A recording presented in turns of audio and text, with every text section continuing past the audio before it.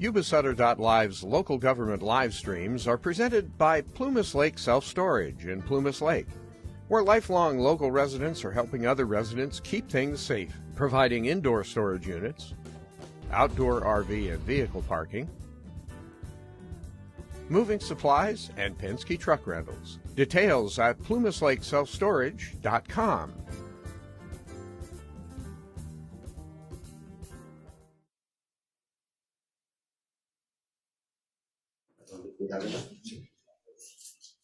Okay, we'll move on to recognition. Great. So we have our spring athletes here today from multiple sports: track and field, softball, tennis, and golf. So we have here tonight. So, would coach golf? Let's start from River Valley. Just if you want to just talk about. Okay, so Diana, Connor Gilman, so senior golfer around high school, his first chance to make the path the last 2 years. This year, at the first round of playoffs, he got third overall, which is pretty damn impressive. Was qualified to go to Masters. That was a very highly competitive field.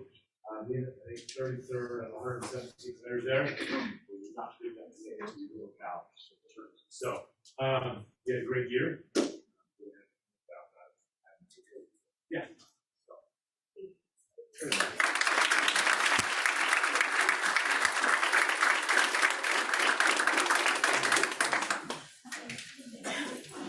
We actually should stand Yeah, here with our Come in the front. Yeah.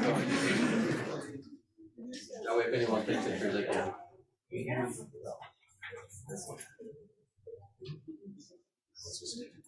Great job.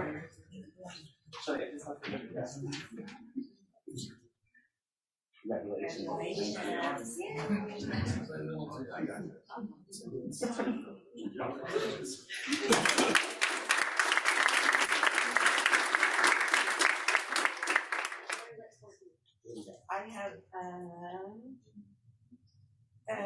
this is tennis. River Valley's tennis. Yuba City Unified. Let's see. Yuba City. Wow, it doesn't say. Yuba City High School. Sorry.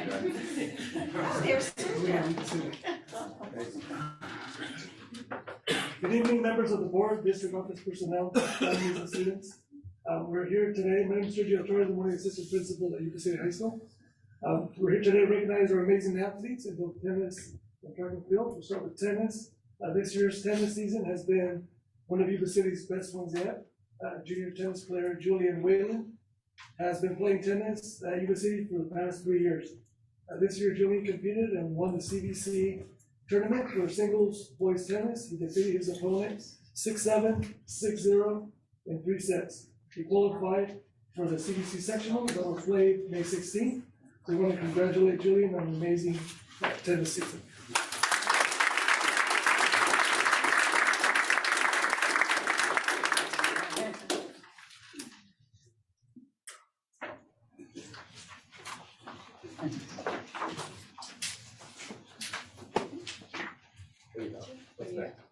I have River Valley High School softball team. Come on up. Thanks, Bill. Good knowledge.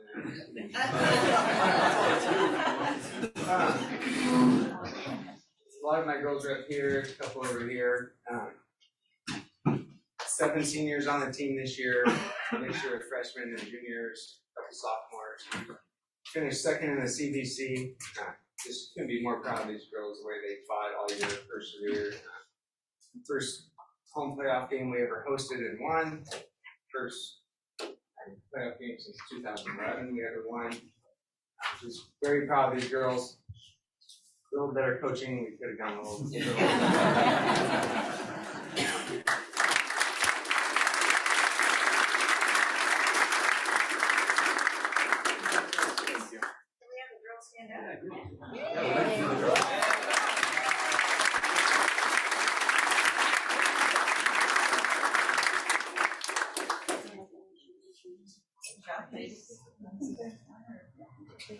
Great, go ahead, reach back. I have River Valley High School track and field. So here are, there we go. How you doing? On I'm Coach, Instagram. Yeah, I'm you Coach can- LeBlanc. I want to thank Phil, first of all, and the parents for making our season amazing. I want to start off with Travis. He's a senior. Stand up, Travis. He's a senior. He cut off almost 20-something seconds from divisions to make it to the Master Meet. I mean, he ran real good. That moved him in the top 3 of all time in school history. Wow. That's Travis Brown.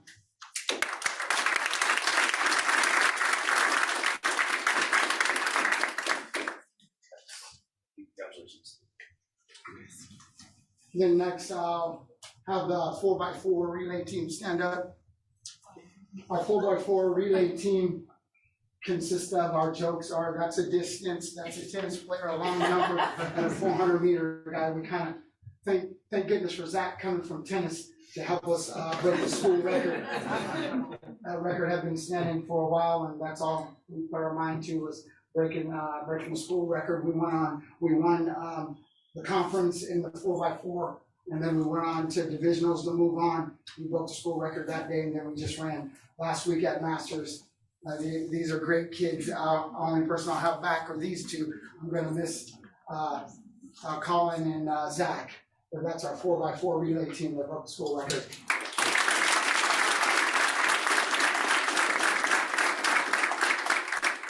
Come on up and get Yeah, that. what Why don't you let those come up and get their Okay. certificates? And then I have one more. Yeah, Zach, congratulations. Mark Owen. Congratulations.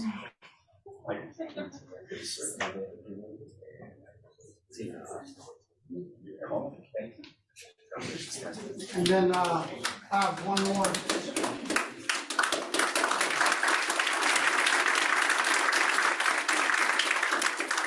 Got my coaching staff with me. I don't know why, she's part of the coaching staff right there. Last but not least, Colin Totten, come on, Colin. He won the section in long jump. You know, he'd been wanting to do that for a long time. Moved on to the Master Meet and took 4th overall in the Master Meet. 2 inches from going to state, but he jumped real well all year long. That's Colin Totten.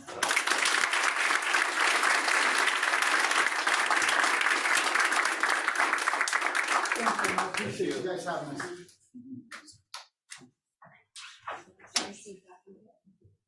Yuba City High School track and field.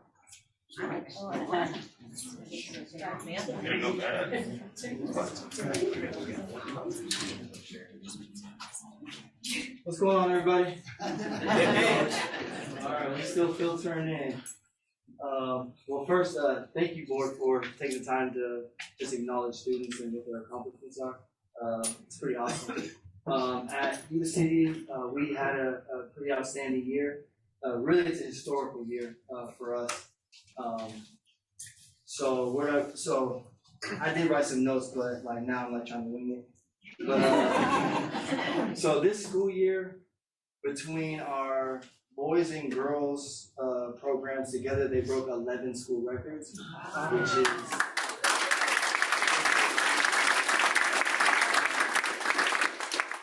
some of the records that they broke this year were almost as old as the school. So the school, Yuba City, is almost 100 years old, and one of the records was set in 1942 and finally got replaced, and that was the boys 100-meter record by Michael Rowe.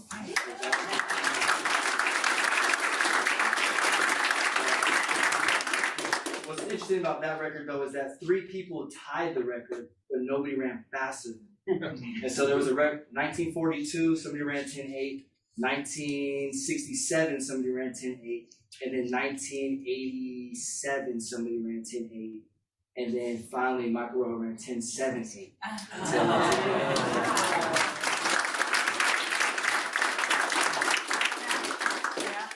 Is Michael here? I don't see him. I'll take it for him. And so we also have, let's just go down this list. So we have with us our let's see. I know Anjali's here. Is Grace here? No? All right. So Anjali, you can stand up, Anjali.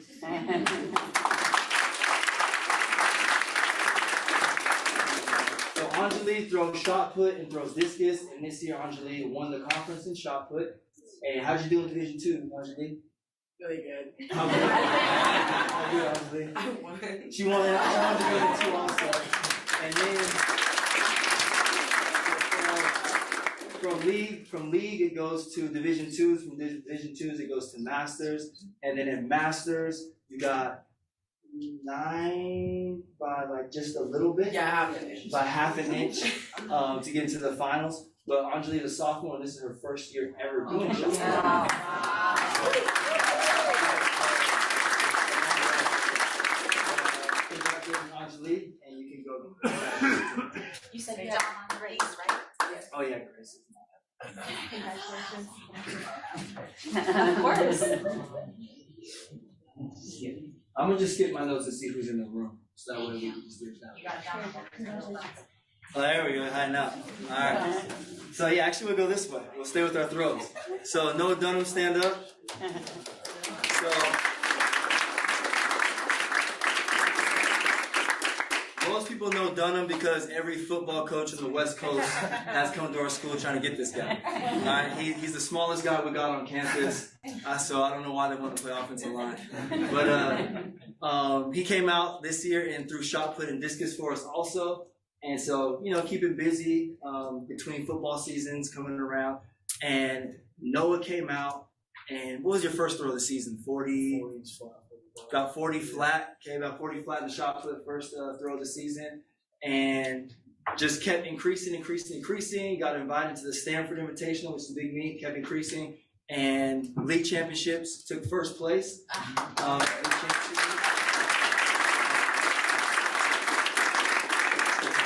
Division 2 took second Division 2s, and then got the Masters, and he came into the Masters meet ranked number 9, I think it was, and only the top 3 get to go to the state meet. So he came in ranked number 9, but he left ranked number 2.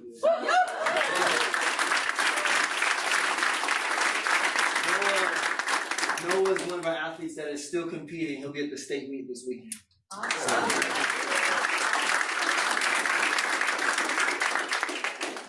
I remember Noah when he was in 6th grade, and his sense of humor is something that I always remember. Genuinely sweet kid. He didn't used to be taller than me though. He grew just a little bit. Just a little bit, a few inches. All right, I'm gonna have Natalie Inez stand up, come down. So Natalia is one of our graduating seniors. She'll be running track next year at Concordia, continuing her academic and track career. She's a 4.5 student. She's crazy on the track and in class, just takes care of business. Natalia is also part of a record-breaking 4x100 team, a record-breaking 4x200 team, a record-breaking 400 team, and then she solo broke the 200-meter record twice. So she broke it last year as a junior and then broke her own record again this year. To take the 200-meter record. And she was a league champion in the 100 and the 200. And then the Division 2s, they went ahead and took first in, we took first in the 4x4 at Division 2s. And then we made it to Masters in the relays. And had a very, very successful season for navigating the girls. But this is Natalie Inez.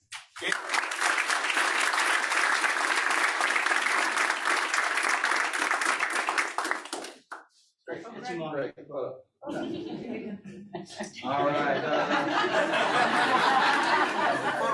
Talon, go ahead, come on down, Talon. Well, you're going to have him come down anyways. So Talon is another one of our graduating seniors. She'll be continuing running track at View College next year. Real funny story about Talon. Her freshman year, I tried to get her to run track. She's like, nah, I'm cool off of that. I'm just going to play soccer. And so she played soccer. And she came in probably like November this year. She's like, hey, I think I'm going to run track. I'm like, hi. Let's get it. So she came out, she ran track, and she was a key component to our 4x100 meter team. and she's part of the record-breaking 4x100 team and the record-breaking 4x200 team. And now she has a love for the sport, and she's going to go to Butte and probably be a heptathlete, where she'll be competing in 7 different events. But again, another 4.6, I'm sorry, she corrects me all the time. 4.6 GPA student, and it is important because I never was close to that. So. But we're just excited for talent and happy that we had her this year. And good luck next year.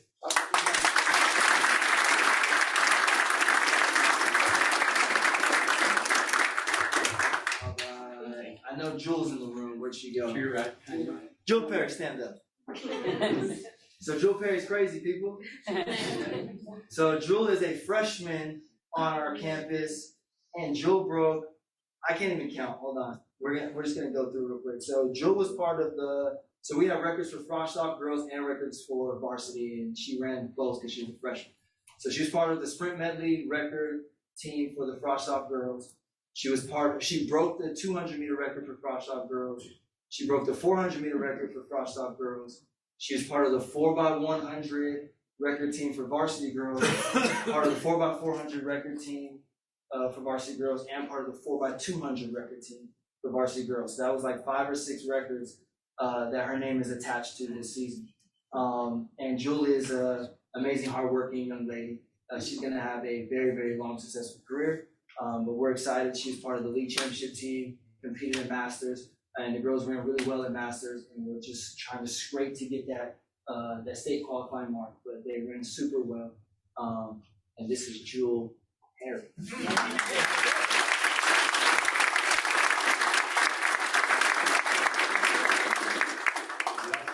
Currently freshman running Freshman. running horses and Oh, wow. Yes.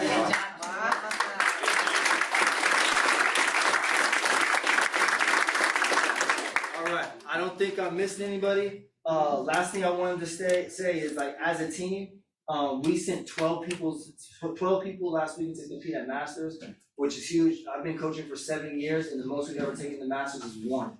Wow. So this year we sent 12, and 6 of those 12 will be at the state meet next week.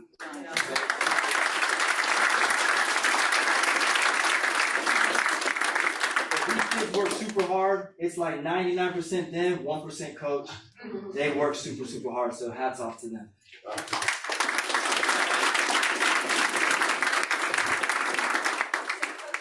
How many kids are going from River Valley to the state meet this? 0, Colin missed it by 2 inches. Okay. Yeah, but he was a medalist for that. In our, all of our kids made it to the finals. Yeah, in Master. All right.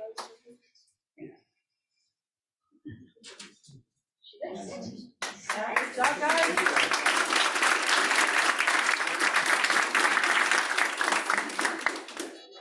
Keep up the good work. Awesome. All right, thank you, everyone. If you guys don't want to stay for the rest of the meeting, don't feel obligated. Yeah, you can leave if you would like.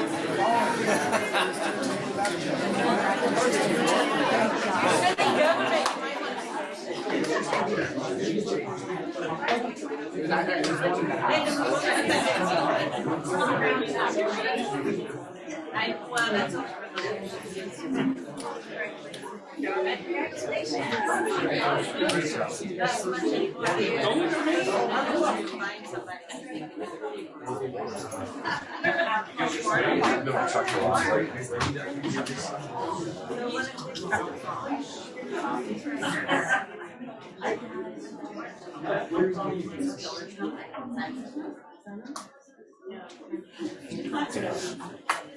All right, so then, are you good?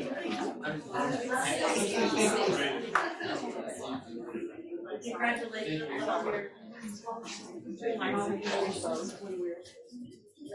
Yeah. We only have one. After the student report. Okay, next item is our student report. We have one. We have one. Oh, we have Educator of the Year recipient. Yes, so they're actually not here because they're being recognized at Peachtree tonight. So Sutter County Superintendent of Schools has sponsored an Educator of the Year for all of the districts in Sutter County. Yuba City Unified has 17 educators being recognized from our great custodial staff. We've got paraprofessionals, teachers, speech therapists. I think I've got them all. I got a program specialist. But a social worker is also being, so Mary's not here tonight for the presentation. So they're listed on page 12 of the agenda, but we did want to recognize our amazing 17 educators to be recognized tonight. So they're at Peach Street having dinner and getting celebrated there. Very nice. Can we maybe invite them here for a future meeting and then Yes, organize? yes. Let's do that. Yes. So, okay, now on to student reports. Gianna? Okay, take it away. Hello, I'm Gianna Davitt, and I'm the River Valley Board Representative. So far at River Valley, we've been doing a lot of stuff for our seniors. This Monday, we had a senior award ceremony recognizing our seniors' excellence in their achievements throughout their high school career. And then this Thursday and Friday, we have our senior finals. And then next week, we have a multitude of events dedicated to our seniors. So we have our senior goodbye rally, our senior sunset, our senior dinner, and the senior graduation on Friday. And then next Friday, we have finals on Thursday and Friday for all the other underclassmen. And that's all. How many school days left? School days? How many school days left? Oh, come on, that's not quick enough. Are you a senior? No, I'm a junior. No wonder you're not counting that day. Okay, we don't have Adam, right? He's not online or anything. Jasmine, would you like to read both our? Yeah, so I'll go ahead and read the notices for both items that are posted on the agenda and also items that are not appearing on the agenda. So it's kind of long, but please bear with me. So items posted on the agenda, notice to the public. Under the Brown Act, the board shall entertain comments on any item appearing on the posted agenda. As the board discusses agenda items, audience participation is permitted. Generally, the president will ask the board members for their remarks before recognizing requests to speak from the agenda or from the audience. At the president's discretion, agenda items may be considered in other than numerical order. The board will respect the rights of the public to express their viewpoints on matters within the board's jurisdiction. However, comments that are defamatory or that violate the privacy rights of any students or individuals may not be protected by law. The board shall not permit any disturbance or willful interruption of board meetings. In items that are not appearing on the agenda, notice to the public, the Brown Act, specifically Government Code Section 54954.2, provides that no action or discussion shall be taken on any item unless it is adequately described in a timely posted agenda. Accordingly, the public may comment on matters within the board's jurisdiction that do not appear on the agenda. The board cannot respond to such comments without running the risk of deliberating or initiating discussion on topics not properly before the board. Given the prohibitions set forth in the Brown Act and the risk associated with responding to public comments, the board does not respond to the community's questions or comments. The board will respect the rights of the public to express their viewpoints on matters within the board's jurisdiction. However, comments that are defamatory or that violate the privacy rights of any students or individuals may not be protected by law. The board shall not permit any disturbance or willful interruption of board meetings. Thank you. Next item is the transitional kindergarten expansion report. Is that Pam? Yes.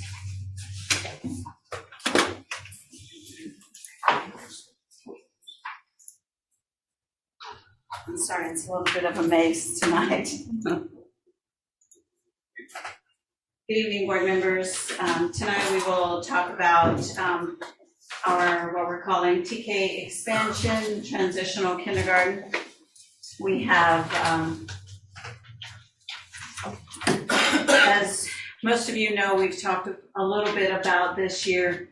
The governor has put into place an expansion of our TK program, which will eventually become UPK, or Universal Pre-Kindergarten.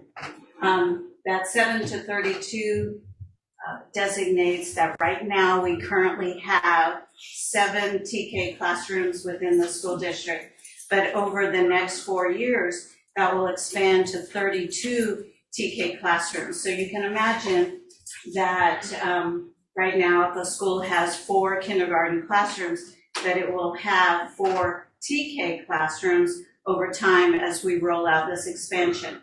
So next year, you can see how the birth dates change. Right now, TK is a 4-month window of a program that started back with legislation in 2010.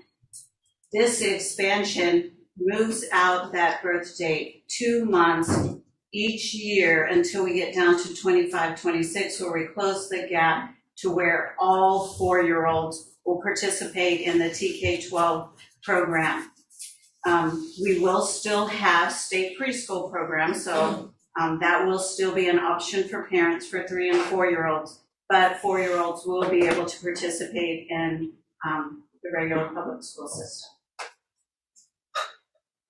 Okay, in terms of assuring that our families and the community is aware of this transition, we did do an auto dial message multiple times out to our existing parents that might have students of that age. We also put an article in the paper. We've since already added additional advertisements in the appeal.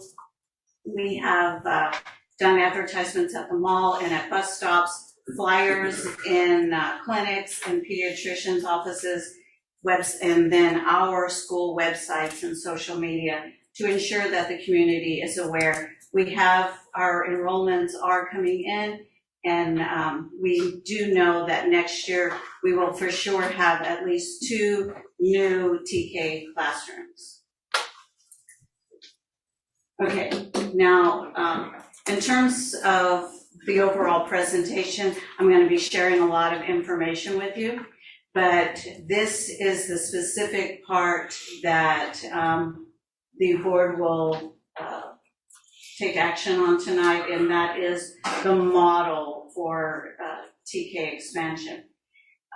There are several options that the board has, and number one, it is either a standalone or part of another program like a TK TK or kindergarten combination class, or it's a combination through the state preschool program, but it is part of a portion. We have already an existing program that is standalone, so we will continue with that standalone. Also, our current program is half day, like our kindergarten, so currently we plan to maintain the half day. We will have a program offered over time. Right now, we don't have it at every site, but over time, we will have it offered at every site, and it will be combined with our ACES and ELOP program. I'm going to discuss that in more detail later, but that is the model, and that's the key piece that we have to have. That is our plan that has to be submitted to CDE.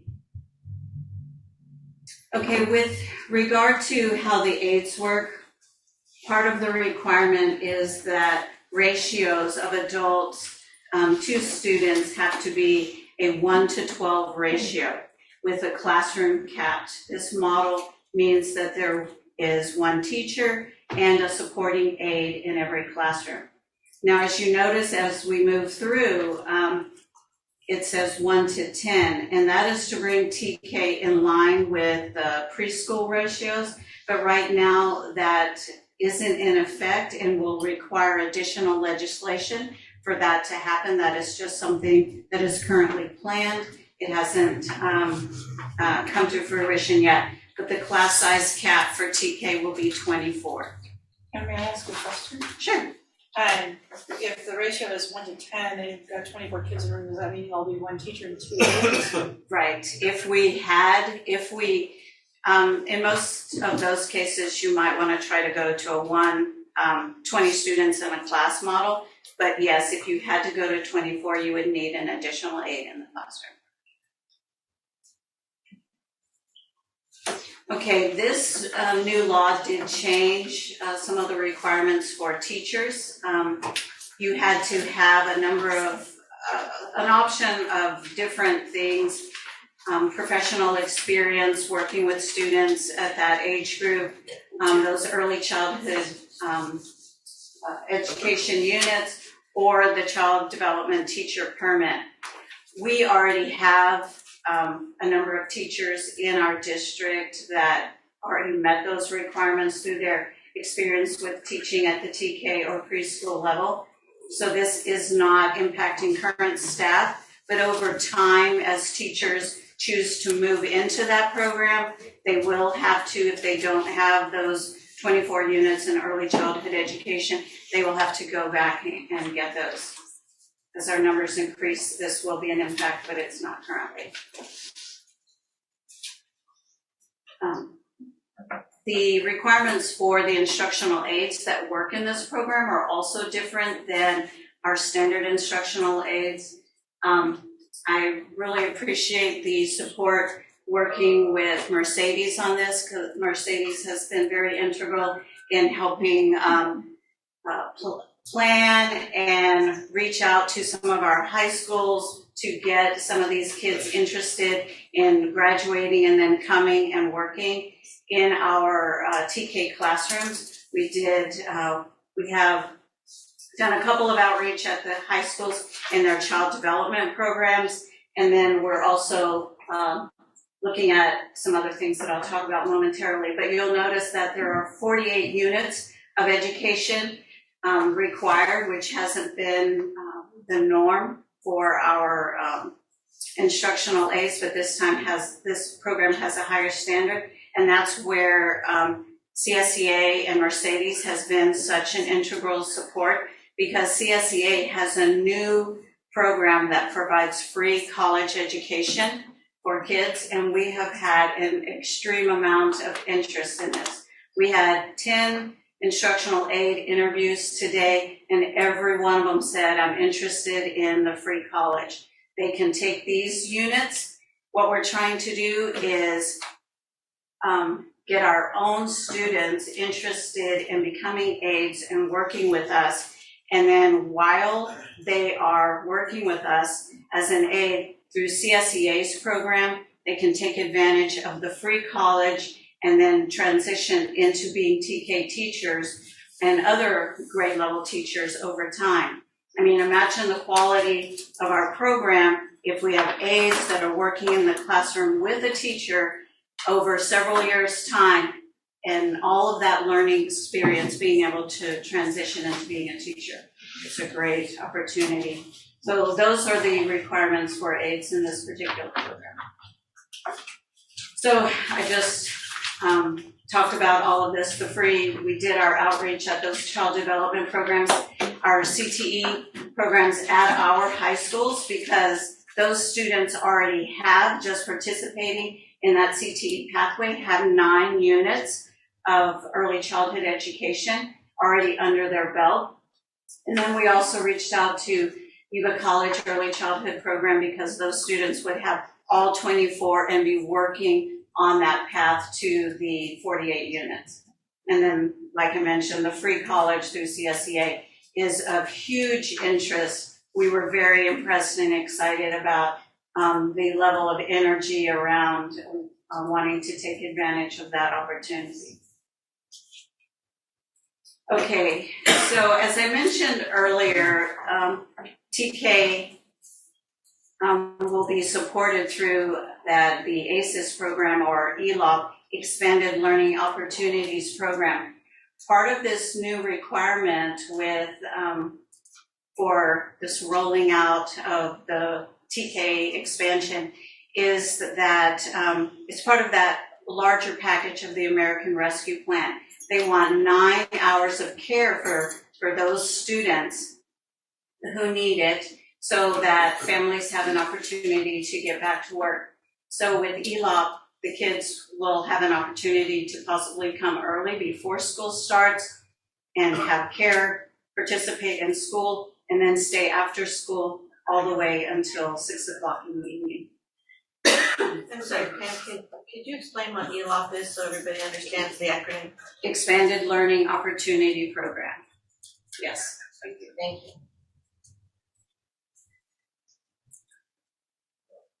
Moving forward, we have our basic plan, but this didn't roll out for district to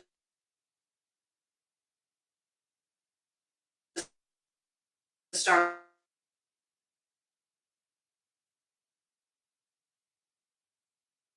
planning. And our classroom classes on, there are not 4 to 5 additional classrooms available for all of these new classes. So we will have to take a site-by-site review over the course of this next year and kind of determine how we anticipate these classrooms to grow and then create a long-term plan. We'll also need to review locations of these classrooms, access to the restrooms, access to playground for these youngest students on our campuses. So all of that, excuse me, will take place this year. And then there are some opportunities for accelerated expansion where we might decide that we can just bring all the 4-year-olds, but that is something that will require additional conversation and determination as we move through. Real quick on that, we talked about like an AM, PM. Well, I don't know if you remember old school, that's the way we used to do kindergarten. Well, because you had a 9-hour requirement as well, though. So how do you mix those? Well, you would have not the same kids. Part of the kids would be at their before or after school program, while another group of kids is in class with the teacher.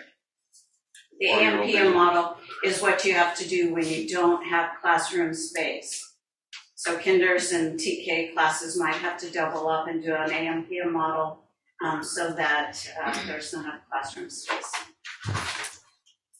Go ahead, Jasmine.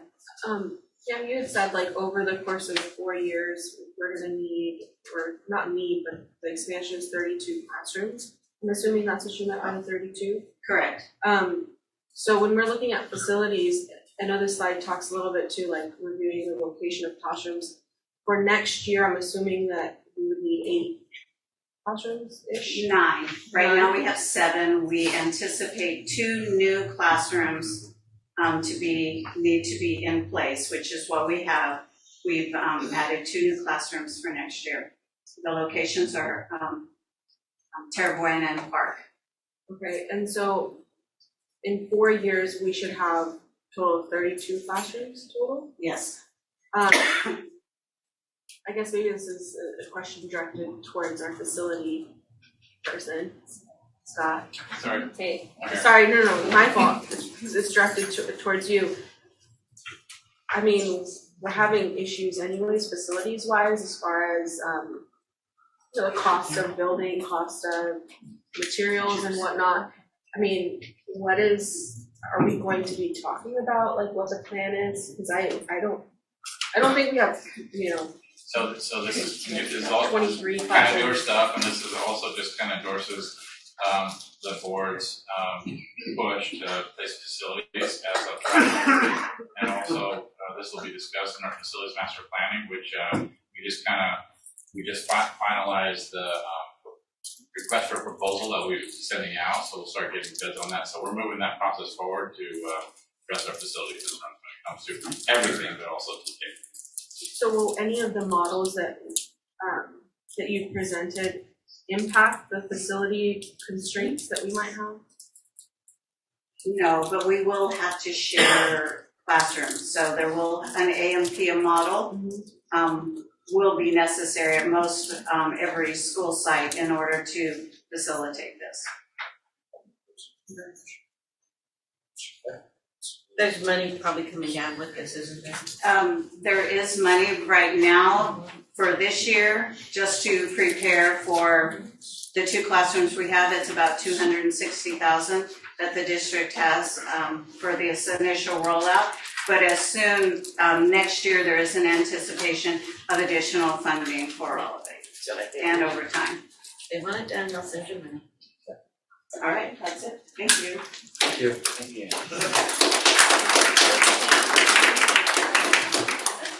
So is there an action you need from us tonight? Not yet. Not yet? Okay. Thank you. All right, I'm gonna actually rearrange our agenda just a little bit to go with the Chicago movement next.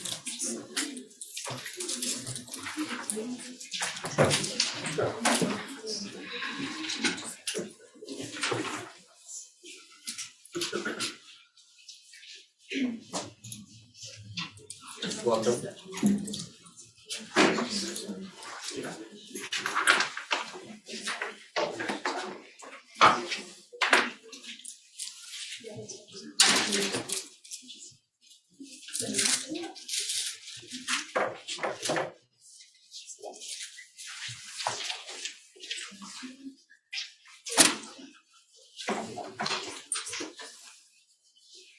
All right, go for it. Hi everyone. This presentation is about the Care Internship, which Yuba City High School and River Valley students will be presenting.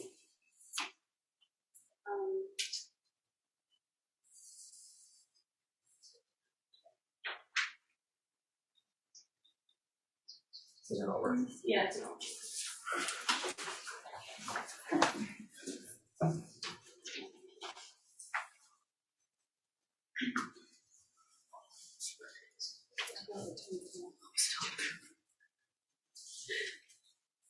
Okay.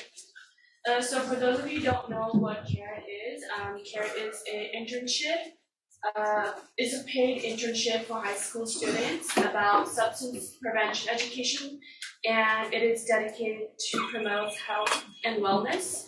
And the goal of this internship is to reduce the stigma by creating open dialogue around the use and science of substances, as well as developing young peer health advocates on high school campuses. And some of the topics we have covered are tobacco, vape, marijuana, alcohol, hard seltzers, opioids, and fentanyl.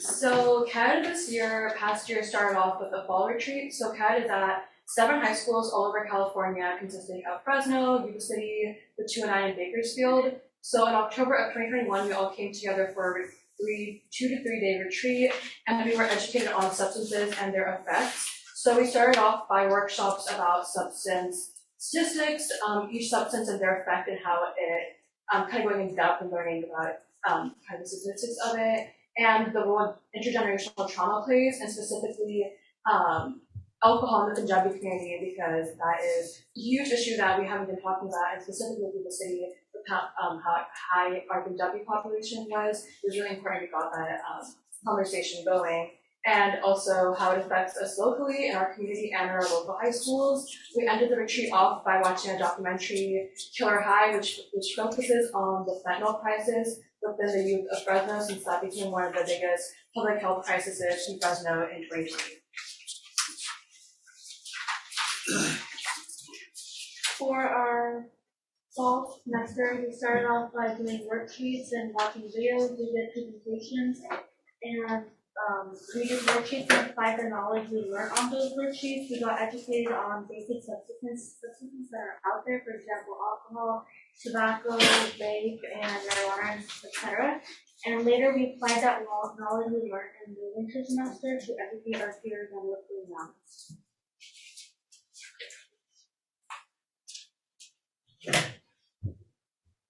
Alright, well, good evening to the school board and the audience. My name is Smee Imbal, and I'm a freshman from River Valley.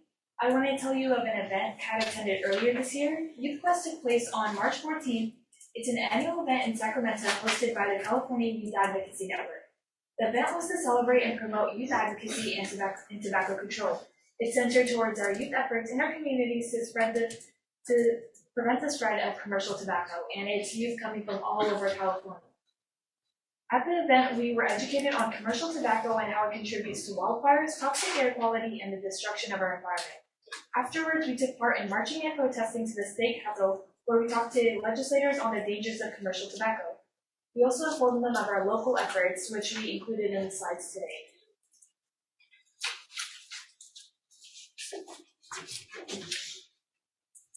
Good evening, Howard. My name is Mina Baines, and I'm a sophomore at the District Preschool. So earlier this year, on March 27th, we came to the boards to make some public comments in regards to NARCAN, and we have proposed to get NARCAN made available on all of our CRC buildings, and we would love to work with you all and setting up all for students, teachers, and admins all get certified to administer NARCAN. everybody, I'm Hamidson. I'm a senior at RV, and I'm sure if you guys remember last time we were here, we talked about the fentanyl epidemic, not only in Yuba City, but all over the country as well. And we also gave personal accounts of drug use seen on campus. We've sent a follow-up email, and we're still awaiting some action to see Narcan more availably accessible on campus.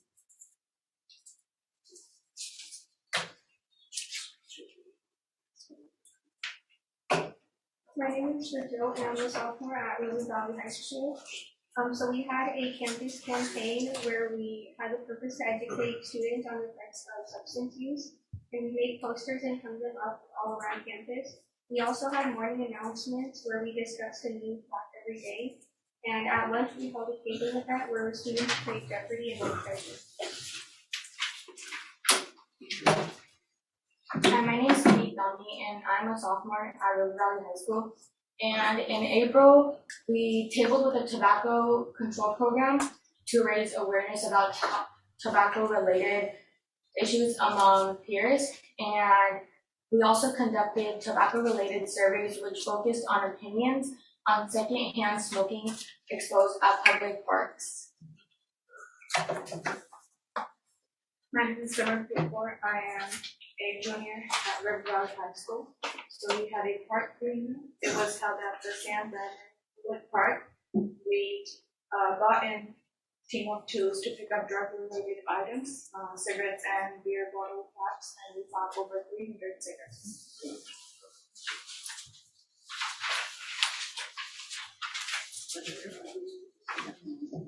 Great. My name is Educator, and in February we had our town hall at the Sixth Temple, and we educate the community in the of the To continue off of Gemma, we presented information on different types of drugs, statistics, substance abuse resources, and the importance of Narcan. Afterwards, we had a discussion with members of our community on substance abuse issues in our youth, ways to promote awareness, and share our personal experiences. Overall, it was a day to meet with our community and see how much substance has affected us from when they were young in Punjab or young in Yuba City to now. And it's really starting to hear stories because you're listening to people who have they have loved ones who died from substance abuse, so it's really impactful. It was just a day for us all to share and educate further. So I want to thank you guys.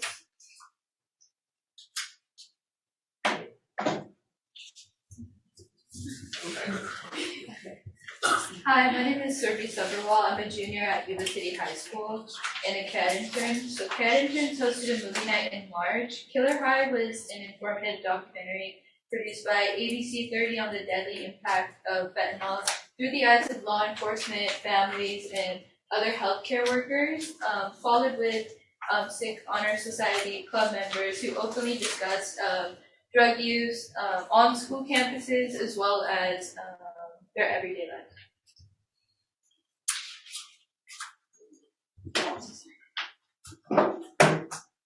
My name is Joe, and we did take them at the Sutter Temple.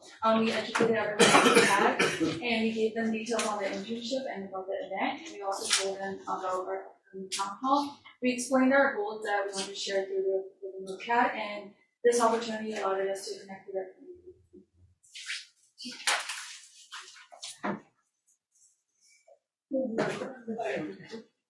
Alright, so I want to thank you guys for letting high school students of River Valley and YC and giving them a chance to showcase what they did this year for CARE. And the same internship will be at the high school for another 2 years. And next year we want to focus on improving the Narcan policy and working with new interns next year. And we want to increase partnership on campus. And our goal is to collaborate with our local health department and expose our students to city and county wide. Thank you guys. All right, thank you.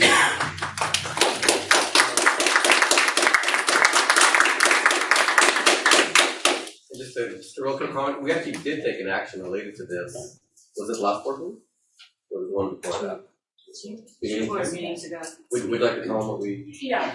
So the board did adopt a Narcan policy regarding administration. In the public schools, it's administration of that type of medication is governed by education code. So I'm working with staff to set the policies. We'll start training volunteers at our school sites. Right now, only adults that are employees of the school will train. So I'd be happy to have conversations and share with you what we're going to be doing. And so just shoot me an email. I would appreciate that. Thank you guys. Thank you. All right, thank you. All right, moving on, we'll go back to item 11B, social emotional wellness and health. Yes. So we have tonight we have Director Peaks and Director Gafford. Yes, there's two. I was like, sorry, Liz. And with staff, who are going to be talking about our current social emotional wellness program. And it's multifaceted, so you're going to be hearing some actual providers, and then talk about what's next. Okay, I think I'm going to start with introductions. We have Ivana myself. She is one of our coordinators at special education, and she oversees the school-based mental health program. We have Wally Fullerton. He is one of our school psychologists. We have Liz Braun, one of our school counselors. Carrie Babakwa, one of our social workers, and Jim. I'll have to introduce her. So what I would like to do is I'd like to start with just kind of the technology going here.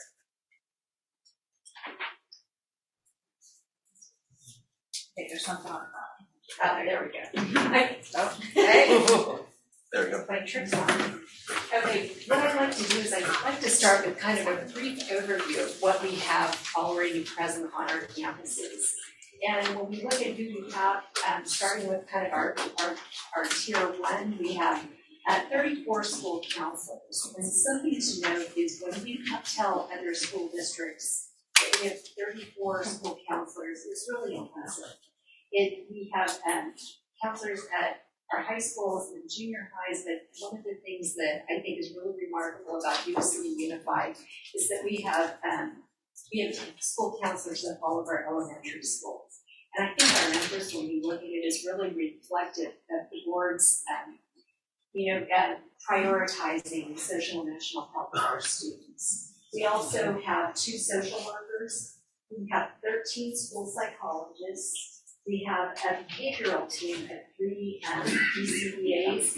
And then within our school-based mental health program, we have 6 clinicians, which is pretty remarkable. One of the things I was going to comment with our school psychologists is when we get into some of our bigger areas, a lot of districts staff school psychologists where they are covering sometimes 3 to up to 5 different schools. In our district, most of ours cover at a maximum of 2, 1 or 2.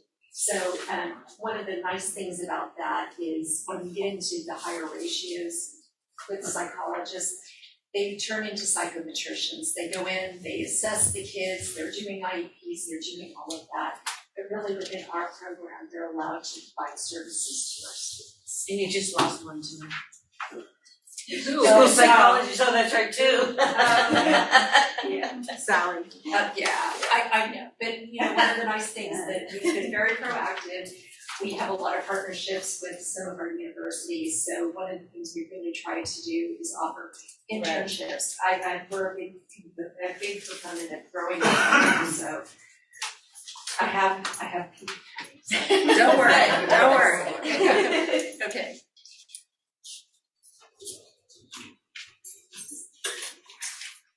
So I wanted to just talk a little bit about the MTSS, the multi-tiered systems of support. And kind of, you've probably seen this triangle before. We use it a lot in academic interventions, but it's also appropriate in behavioral interventions and in SEL. And so what we're really trying to do is, in our district, showcase or show all of the levels of support that we have. So just a quick overview for those of you who don't live in the EduSpeak world. Tier 1 right? District and school-wide activities, district core curriculum. You're gonna hear Liz talk a little bit about that, our classroom lessons that our school counselors are presenting. Tier 1 is designed to promote positive school culture. That's predominantly our goal, right? When kids want to be at school, when they feel valued and connected at school, when they show up every day, we have our best opportunities to teach them and to see student success. Tier 1 is designed for all students on all campuses. Typically, those interventions are enough for about 70 to 75% of the kids. When they're not, we move up to Tier 2, where we're hitting some of the kids. Here's where you start seeing like group counseling, consultations, small group, referral to social worker, referral to community agencies. The Tier 1 supports aren't quite enough, and so that group of about 20% of the kids needs a little bit more personalized, a little bit more individualized, but still in a group setting.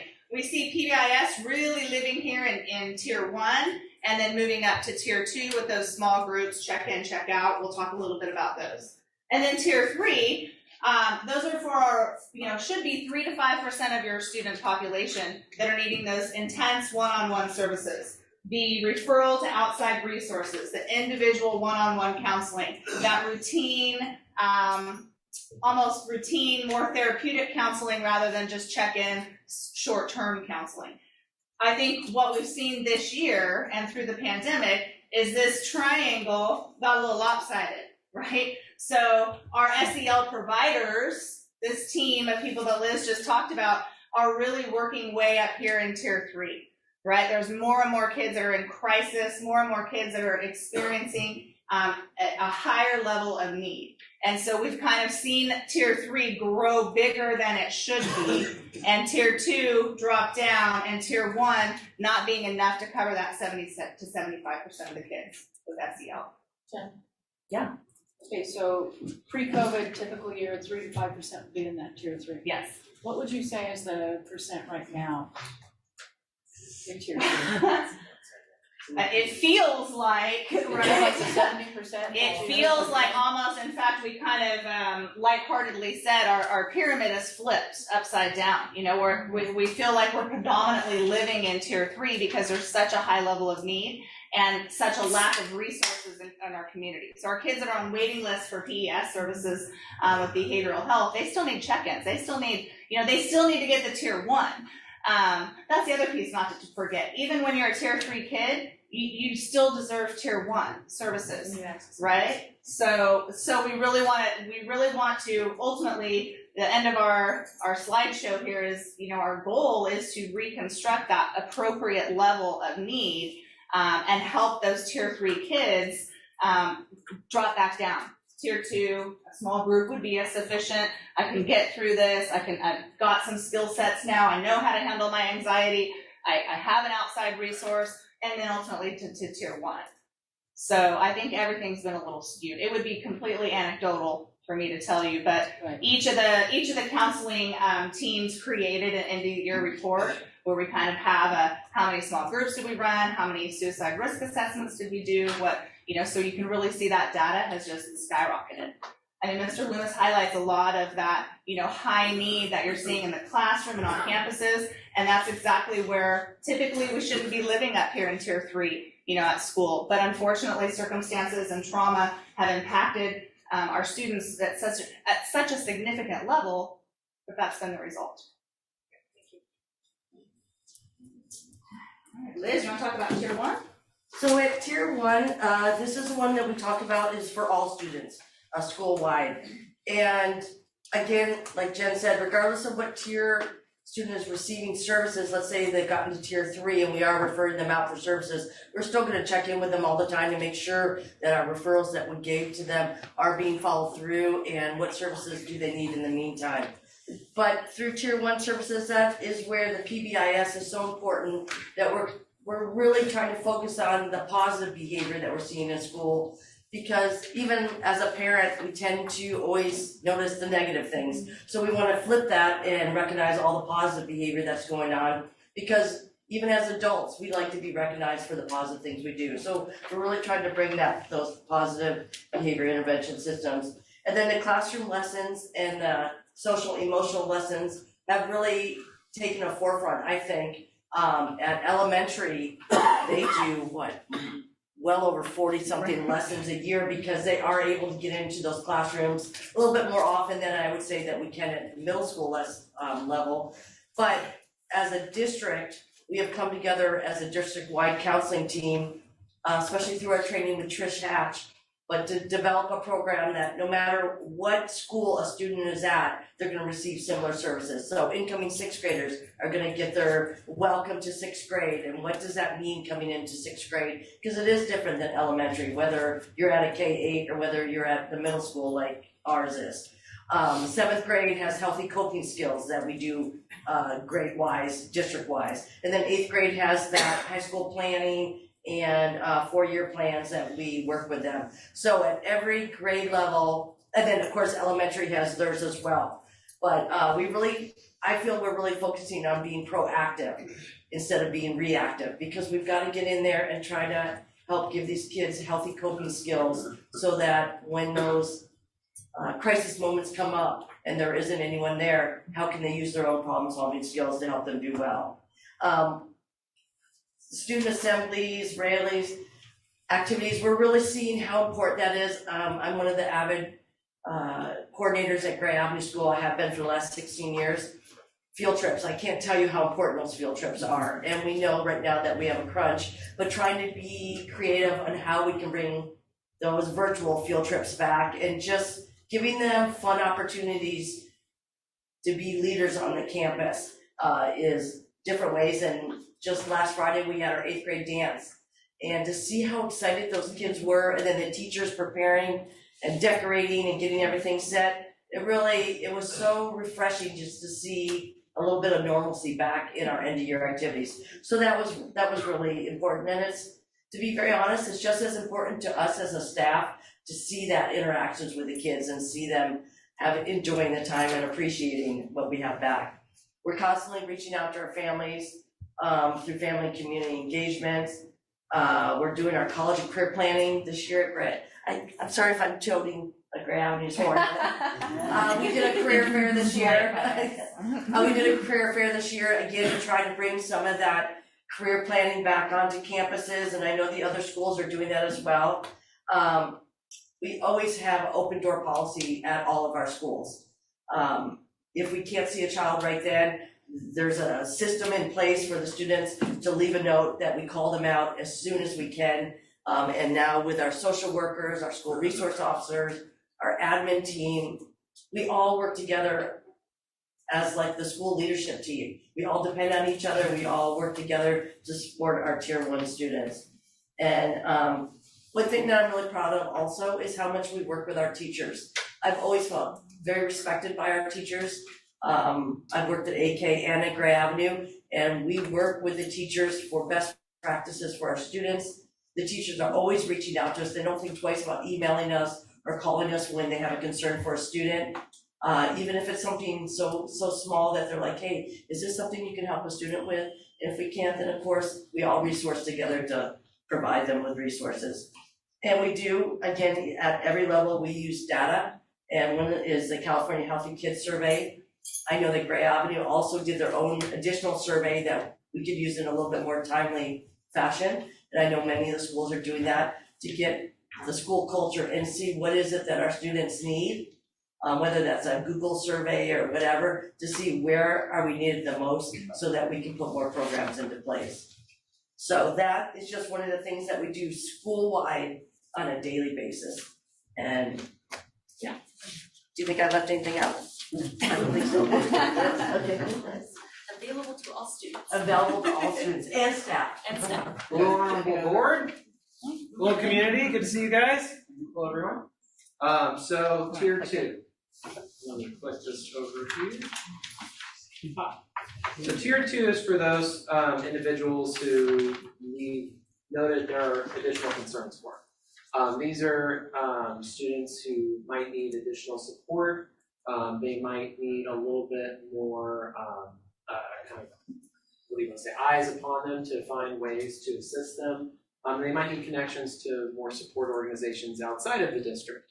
So this is a really important point where we catch a lot of our students who may progress to greater need if we didn't catch them. So tier 1 is serving our broad population of students. It's there available to all of our students. It's there to support them and help them develop good social, emotional health and wellness and have access to a number of supports. Tier 2 is here for small groups for concerns such as substance abuse, loss or grief. It's useful for friendship groups and a variety of other areas where we target the needs of these students who need a little additional support. We also provide check-in and check-out services for some of our students who need to build relationships with the staff and with their school and have someone to really connect with and to help guide them.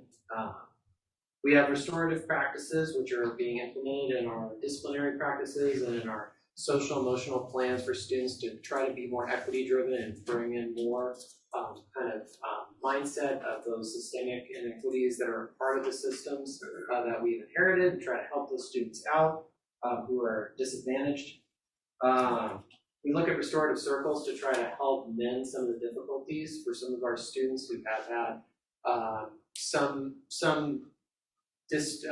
disconnect with their peers or with staff, and to try to help them find a way to change kind of their interactions as a group to better meet the needs of the community. We use behavior interventions as well.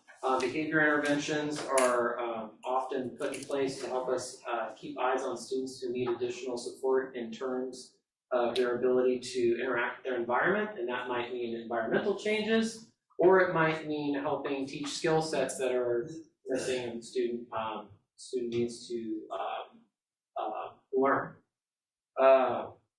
Some of those skills are taught through, or some of those areas that we look at are the ripple effects and the Sweet 360 program, specifically for some of our students who have some of these disciplinary concerns or these areas of need. These programs help to address some of those skill deficits and some of those behaviors that we see that might trigger some of our SSTs or initial 504s or IEP meetings, and help us to kind of work with those students to develop those skill sets, and then have check-ins with their counselors. Student study teams are really integral at this point. Our teachers are our first line of defense and our paras and our staff there, and it's really important to have them on the floor to identify these students of concern as they have more time with them than we do at this kind of this tier 2 and 3 level. It helps to bring those students to our awareness that we can begin the support process.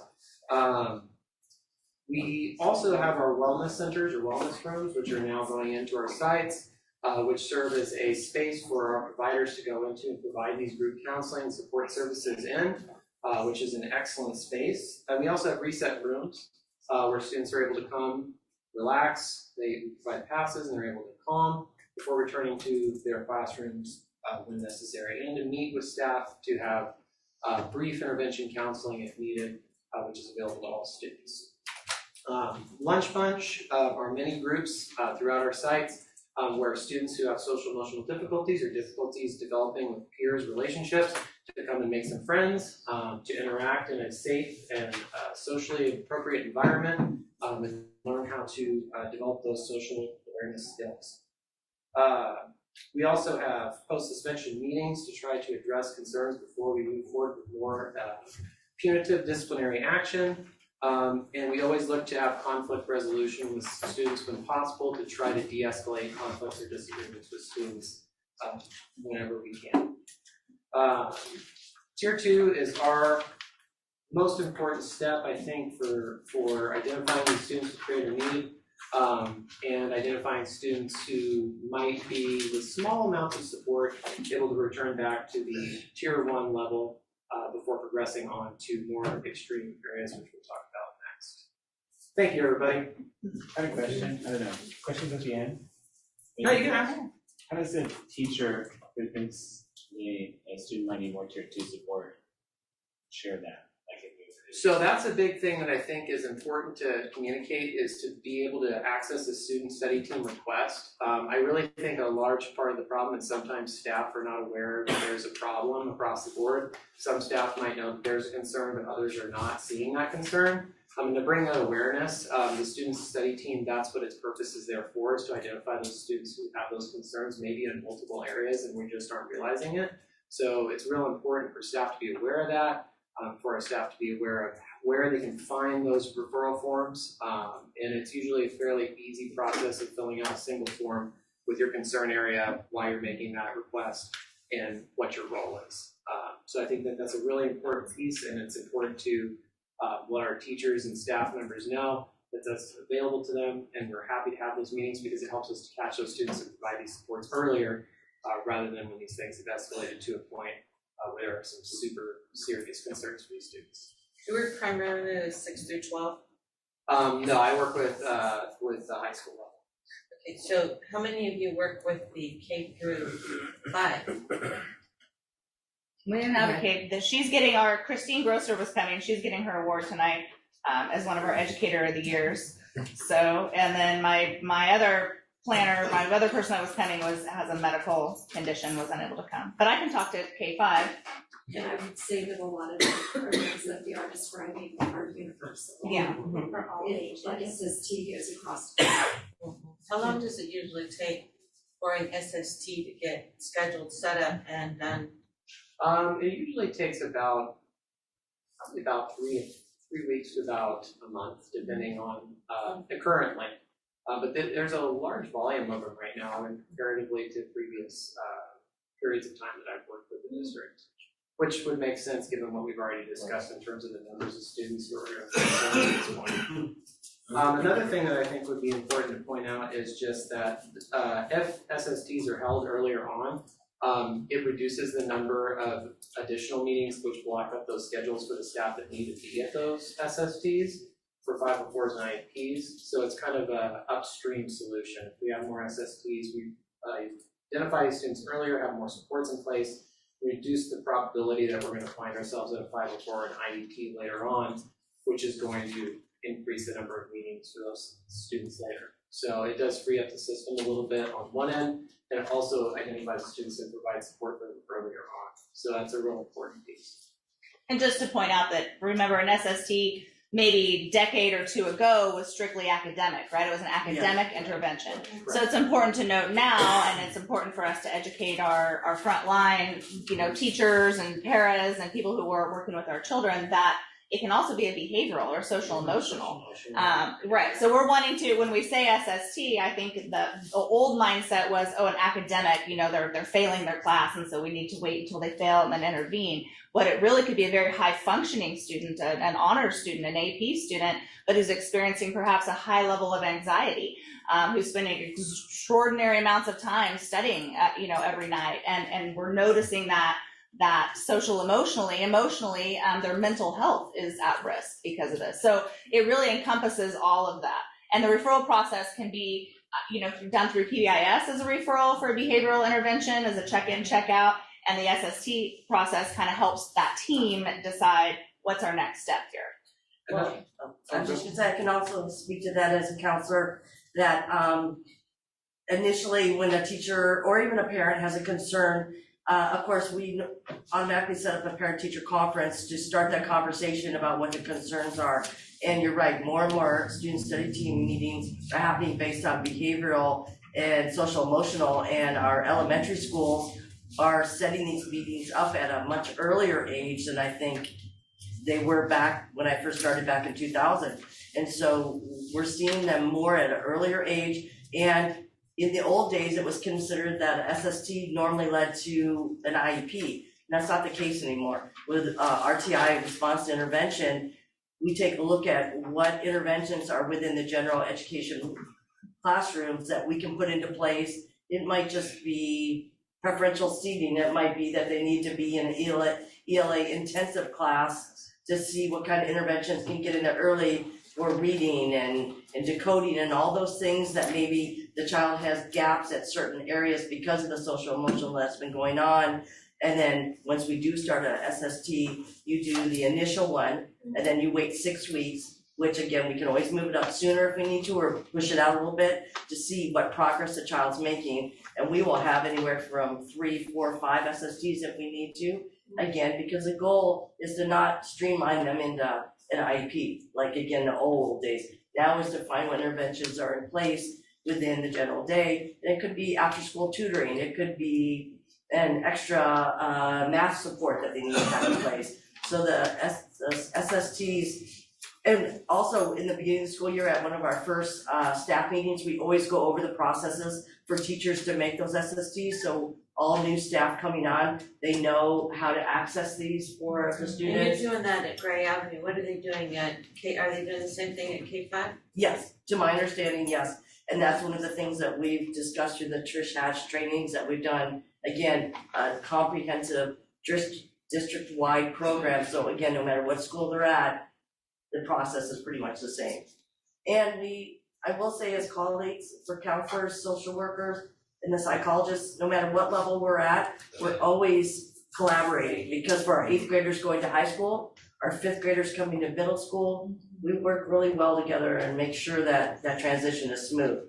Such as like on Friday, we have meetings with River Valley to talk to their counselors about our 8th graders that we're especially concerned about going into high school. So we can sit down and talk to them so that they're already kind of putting an eye on some of the kids that we're afraid will struggle, and how can they be proactive for them, so. And on that end of the consultation, it's that consultation, the pre-referral consultation is offered through school-based mental health as well as the behavioral teams, where staff at any point can consult with experts, clinical and behavioral experts, on students that are struggling, if they're feeling like they're really not getting the interventions are not working, what else can they try to keep them to the staff and the schoolwork?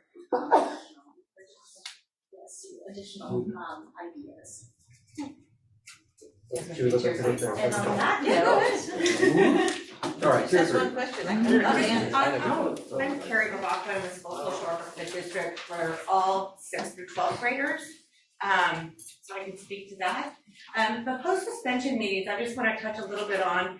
That is what that is when any student is suspended, usually the admin, myself, the counselors, we meet with the students and often the families, and we discuss kind of what happened, how to avoid it, and how to move on. That's behind you, let's move on and start fresh.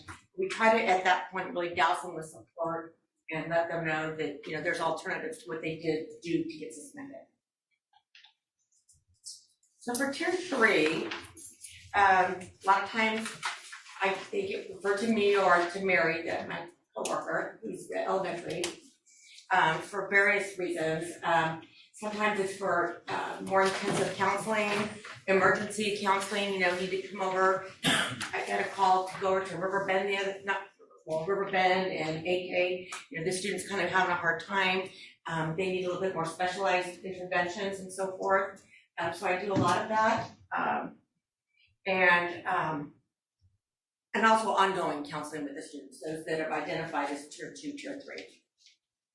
FAST, which is our multi-agency team, it's Family Assistance Service Team. Yeah. And which is comprised of various community members and community agencies, I should say, where we get permission from the family. We go to this FAST meeting or super FAST, and we can get help from whether it be regional services, behavioral health, housing, is there probation, a variety of different supportive youth for change, a variety of different resources that are outside of school that we think these kids need. Because sometimes counsel these students have problems that aren't good to address while they're in school. You don't want to meet with a student regarding some trauma and say, okay, go back to math. And so a lot of times we recommend outside counseling for these students as well. And again, community resources, that's for the families as well. This could be resources for food, clothing, shelter, counseling services, medical, if they need help with that, transportation, homeless assistance, a lot of homeless assistance, a lot is for that. And unfortunately, there aren't a lot of resources for that.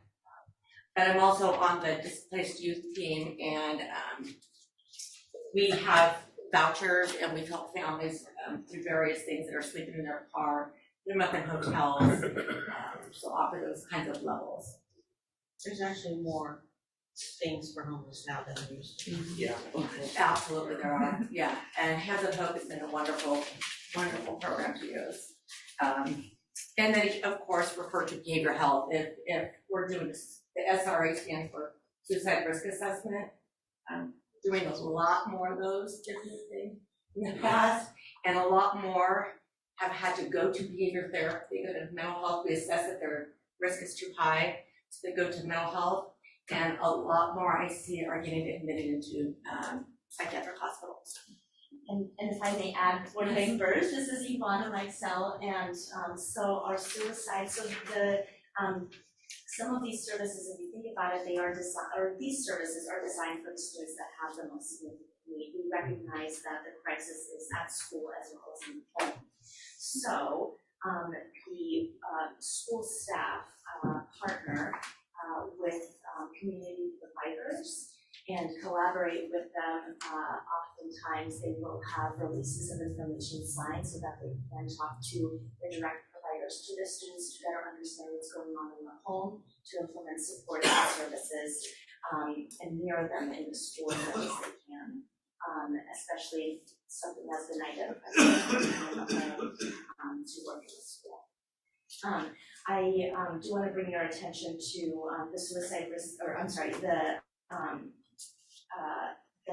child family team meetings is an example of community supports that are available for foster youth. The transitional youth, transition age youth, the TAPE program is a local outpatient mental health crisis clinic, and it is really designed for those families that, and their students and children that have really done everything at the highest level of need in the outpatient. We also have wraparound services. These are something that we do in the schools, but the Youth for Change does offer wraparound services. It's an individualized strength-based planning process that occurs in a team setting to engage with children, youth, and families. And then when we get into the schools, what schools have available for our kiddos that are at the highest need are those individual counseling services provided through the individual education plans. We also have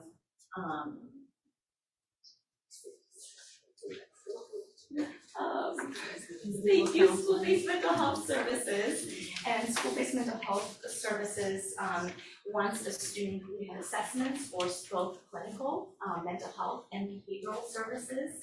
And once a student is identified to qualify for those services, there's a multitude of services that they can access: individual counseling, parent counseling, social work services, consultation, collaboration with IEP teams.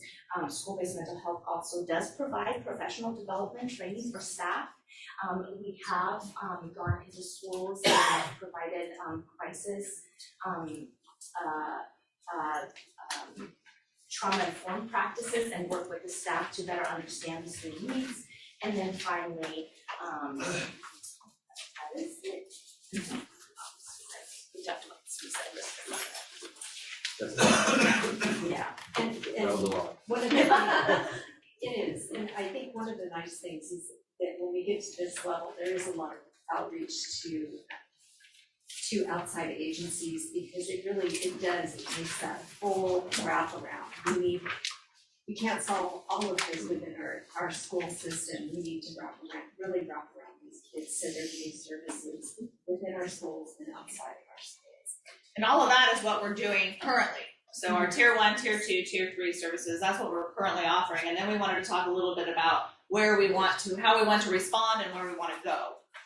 And as you kind of can see from what we presented, we have a lot of resources that I think times are changing. I think the past 3 years have been 3 years that none of us have ever anticipated and hope we will never see again. But I think it shows us that we need to continue to kind of see where we're at, adjust, and plan. So one of the things we'd like to do is we would like to move towards creating a district wellness team. And we're hoping to combine some of our SEL or social emotional learning providers, service providers. We'd like to get teachers, students, and community members involved. And kind of the purpose of this team would be to further evaluate our ongoing needs and and continue, kind of make sure we continue to use our resources in the most effective and strategic manner. And also to make sure we continue to form these strong relationships with our community resources. And then some other things, we were brainstorming and we were thinking about, as we mentioned earlier, we've been using the Help Each Kid survey. We need to plan how we're going to continue to grow, to gather our data, look at our data, and let that drive how we're moving and how we're using our resources.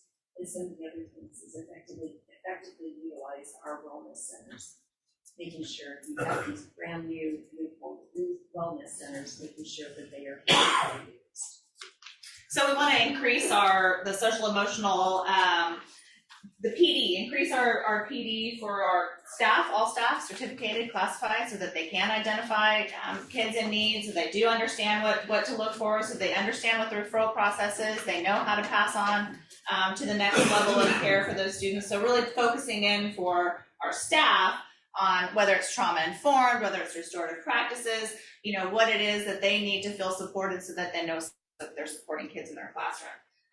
When we talked about Tier 1 with PBIS, we need to make sure that PBIS is being implemented, because this is a research-based practice, right? So we know it works, but it has to be fully implemented to fidelity to work, right? So minimum of 70%. When you're implementing your Tier 1 at 70% on your campuses, that's when you're going to see the results. And so we want to make sure that we're revisiting that, re-evaluating what our behavioral standards are, how those are being communicated, how they're being incorporated into each classroom, how they're being incorporated into the front office.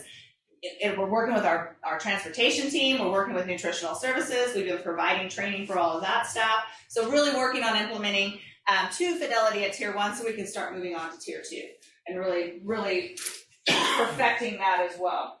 And then we're growing our district social work team.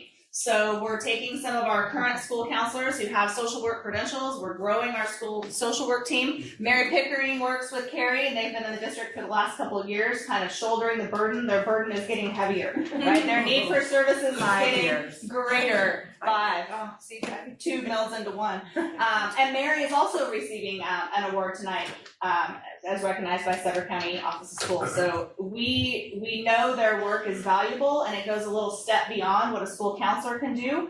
And so it's kind of getting in the homes, those outreach that we talked about, those home visits, those wraparound services for the family. Because in isolation, we only see those kids for 6 hours a day, right? We really want to make sure that we're impacting as much as we can and the younger siblings who are coming up behind them.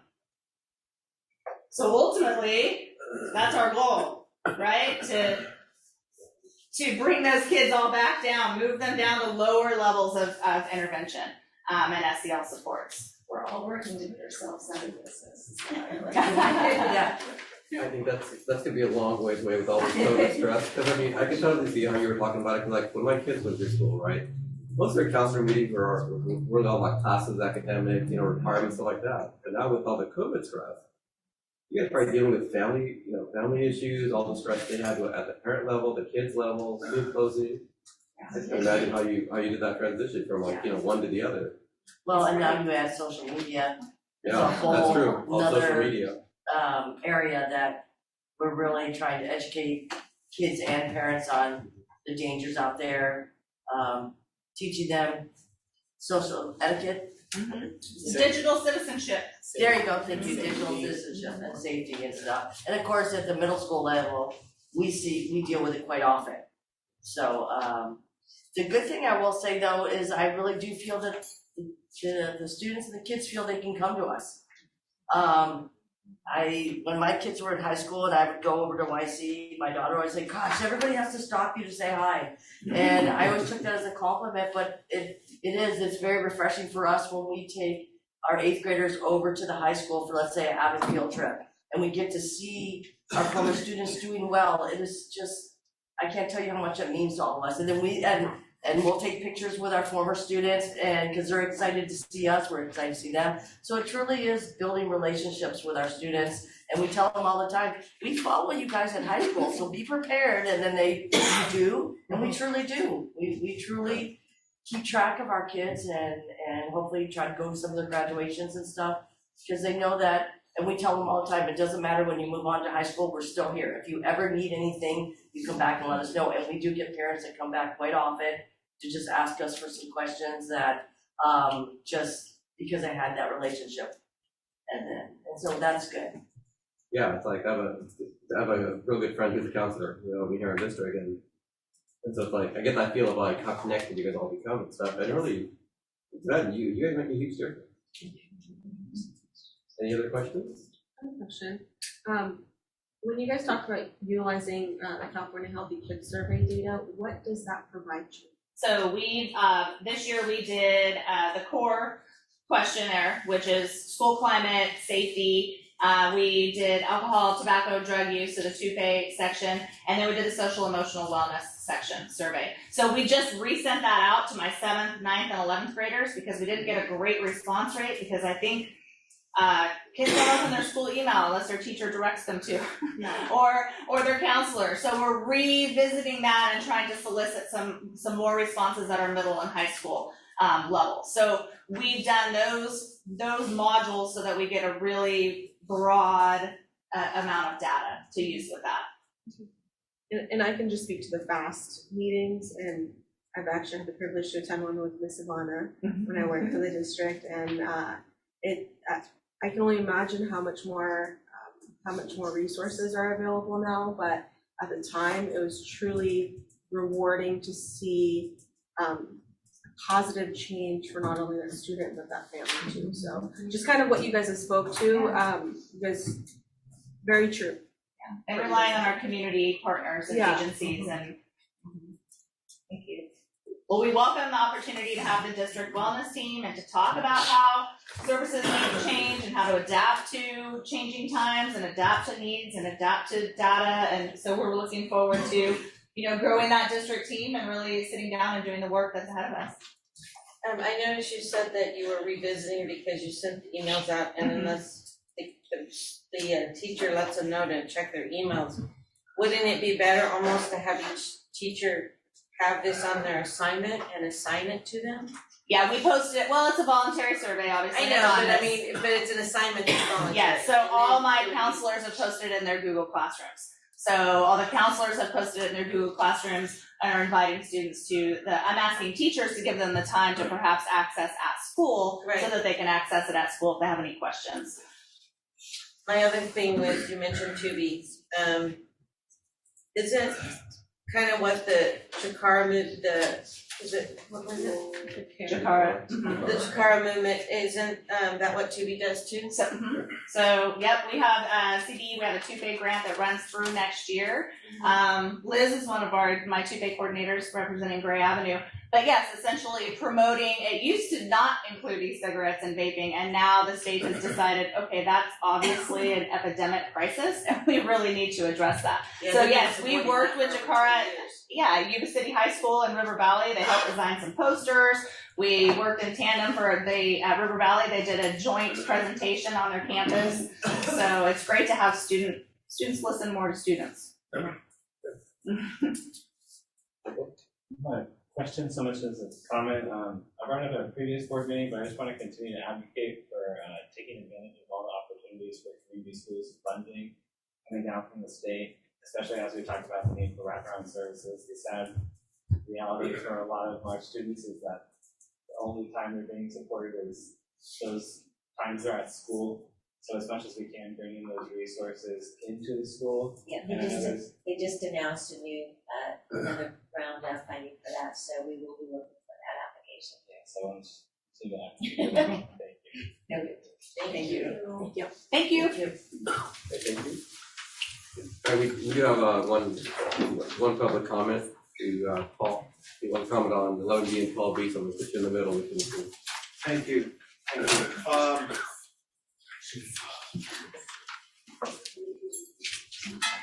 Honorable members of the Superintendent, SUNY staff, ladies and gentlemen, it is thrilling to listen to the description of the array of resources and services and personnel and programs. It's fantastic. I mean, I'm a teacher, I'm not a mental health professional, and I know that folks are dedicated and they're working hard, and there are programs in place. Here's a pivot, but pretty much everything that we do as adults seems to be top down. We are intervening into the lives of students. We are assessing them. We are reaching out to them. We are referring them from one adult to another adult. Student nutrition doesn't work that way. Students are hungry, they line up, they get food. This district has made a decision to provide food for all students upon demand, and I believe in my heart, in my soul, that we need to do the same thing for the mental health needs of our students. And that is not to say that the program that we have is misplaced, or it's great. It's great. We need a vessel, we need a framework, we need policy, we need programming, we need structure, we need all of that. But that's not the same thing as making therapists available on demand for every student that wants to self-refer, that's not comfortable, that is sitting in the back of the classroom. Teachers know this, sitting in the back of the classroom and hasn't said a word in 8 months, and something's going wrong. You can feel that vibe within the first couple of weeks, and something's going on. That student is not likely to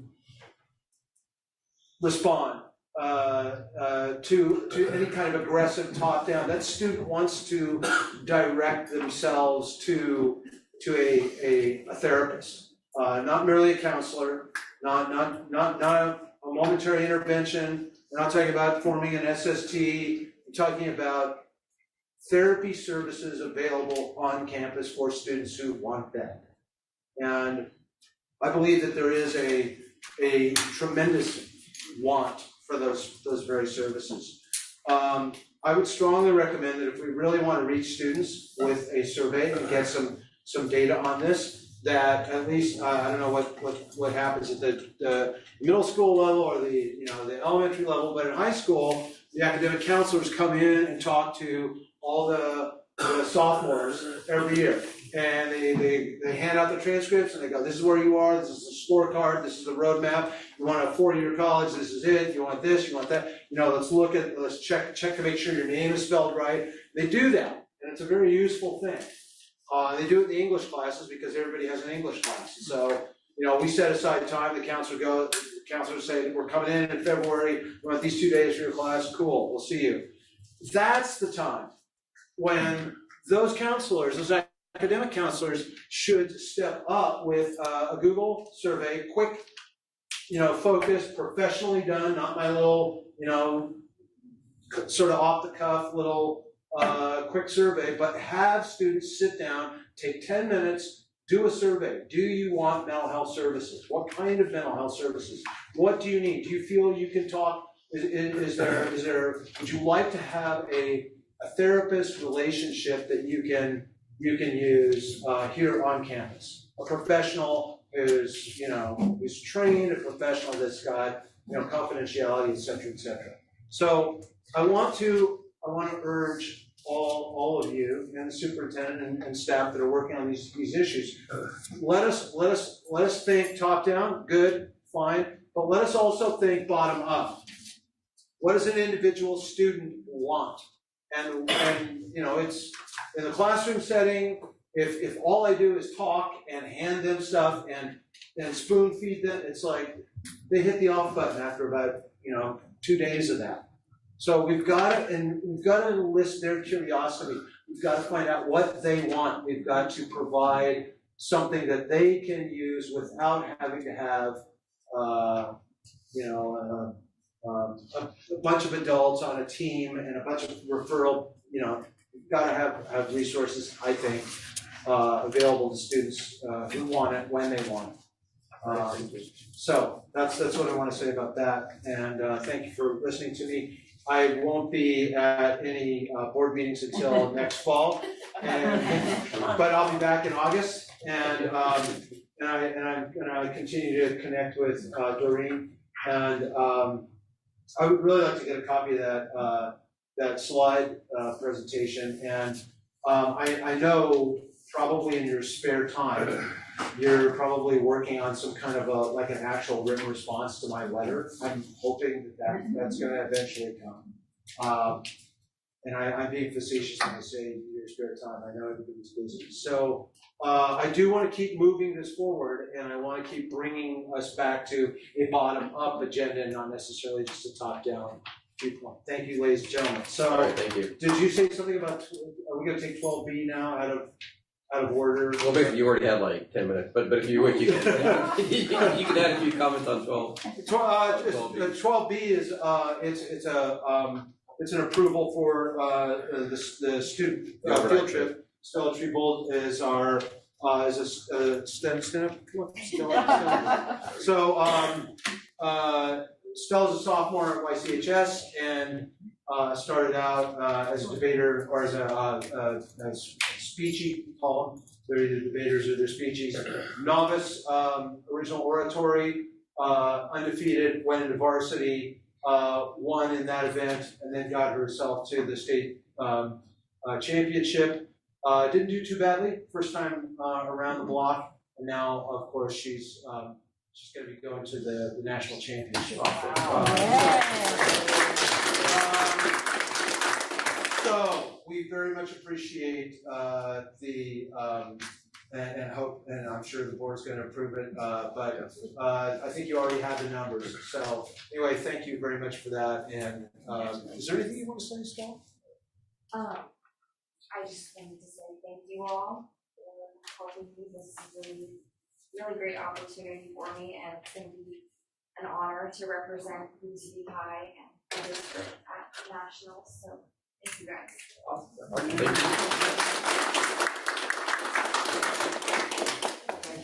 All right, thank you. All right, on to the consent agenda. Before taking action, I would like to clarify in 12C, the track and field overnight events, the California State meet that will be occurring the 26th to the 28th. River Valley is no longer sending anyone, but Yuba City High School had submitted their request for approval and wanted to leave on Friday. They requested that they leave on Thursday so that the kids athletes will be prepared to compete Friday night. So that would be there's no action to take. I just wanted to let you know that we are going to have the Yuba City High School team Thursday night. That makes sense. They're going to Plumas. Yes, they are going to Plumas. So they don't want to, because it's, traveling is not good for runners. Clovis, California, not next. Clovis, California. Well, it's not, it's quite a trip too. Yeah. It's quite a trip, So they'll go Thursday night and then. That way they get up fresh and practice and they go to their exactly right. site visit. Although knowing athletes, they won't see. No. All right, anyways, do you have any questions on any items on the consent agenda? Yep. Make a motion to approve consent agenda. I'll second the motion. We have I'll second the motion. Rock, paper, scissors. We have a motion by Jasmine, a second by Nicola. All those in favor? Aye. Thank you. Member Tucker, with that action and approval, we have in our audience, sitting very patiently, one of our newest administrators for the 22-23 school year. So Tina Guzman is going to be our coordinator of secondary education. Remember, Eric Jenkins is going to be assistant principal. So Tina comes from the Roseville Joint Union High School District. Is currently the high school principal at Antelope. And so is coming on board to do some district office work. And so we are excited to have someone with Tina's background and experience to help us continue with our secondary programs along. Awesome, glad to have you here. Welcome aboard. I'm excited to be there for you. All right, looking forward to seeing how it goes. All right, 13 action items. 13A, student cases. Make a motion, we approve as discussed in closed session. Second. We have a motion by Jasmine on 13A, second by Gray. All those in favor? Aye. Any opposed? Okay. 13P, any questions on Microsoft license renewals, or do you present on it? Not much of a presentation. It's a regular recurring annual software agreement for Microsoft services. Either we do it or we don't have Microsoft. Yes, you got to do it. There's really no question. That's a pretty simple one. I make a motion that we approve 13B. I'll second. I have a motion by Mary, a second by Shelley. All those in favor? Aye. Any opposed? No. 13C, ER 2122-050. So this is regarding the June elections, and so in regards to the maintenance of the levy work there, there's a need for essentially funding the gap to maintain the levy of about $1.3 million. So the levy authority is put on the ballot an assessment of all properties that are affected by this, and really, you know, either way, the maintenance has to happen. So really the question is it going to be locally controlled, or is the state going to come over and really, you know, assess the properties without a vote? So those are essentially the choices. And when it comes to this, the district has 24 properties. We expect the cost to be essentially $16,000. There's additional information in the board the packet, the board agenda. So I guess I would entertain any questions. And we also do have a member of the levy authority. This is Andrew Stresser. And actually, so we don't really have you speaking on this agenda item, but if the... Can I answer questions? Yeah, but see, if there's any questions, you can answer. Okay. So if the board has some questions... I just wanted to clarify one statement you made. Okay. This is a special election, so you got individual ballots. This isn't on the general. Oh, thank you. Okay. Yeah. Right, I actually got it at home too. Okay. Any questions, any comments? No, option C, just get rid of the levy. No. If you wish, I'm not moving there then. If not, can I have a motion? I'll make a motion, we approve this. Second. So I have a motion by Greg, second by Jasmine, all those in favor? Aye. Any opposed? Drew gets to Yeah, keep the job. thank you guys. You're actually our fourth agency who's voting on this tonight, so. Thank you. We made that easy. All right, 13D, intra-budget transfer resolution, BR 2122-052. This is a regular recurring annual resolution, and it basically allows us to do everything we need to do to close the books, to develop the new budget, and so really it's kind of just a normal routine that every school district does. Any questions? What? No. If not, may I have a motion? Make a motion to approve. I'll second. I have a motion by Jasmine, a second by Shelley. All those in favor? Aye. Any opposed? 13E, second reading for proposed revisions of bylaws. Yes, so this is a result of the redistricting by trustee area, and so the policy reflects the, that you will be elected by the individual school board within your trustee area. Make a motion to approve. Well, the real question, real quick, did you ever find out what it says in California? Yes, and so that is referencing, so I have to check the legal, so they did say it is the appropriate term to have citizen of California, indicating a U.S. citizen but residing in California, so. Good to know. There you go. Any other questions? Second that motion. We have a motion by Jasmine, a second by Greg on 13E. All those in favor? Aye. Any opposed? 13F, staff report, second reading for proposed revisions.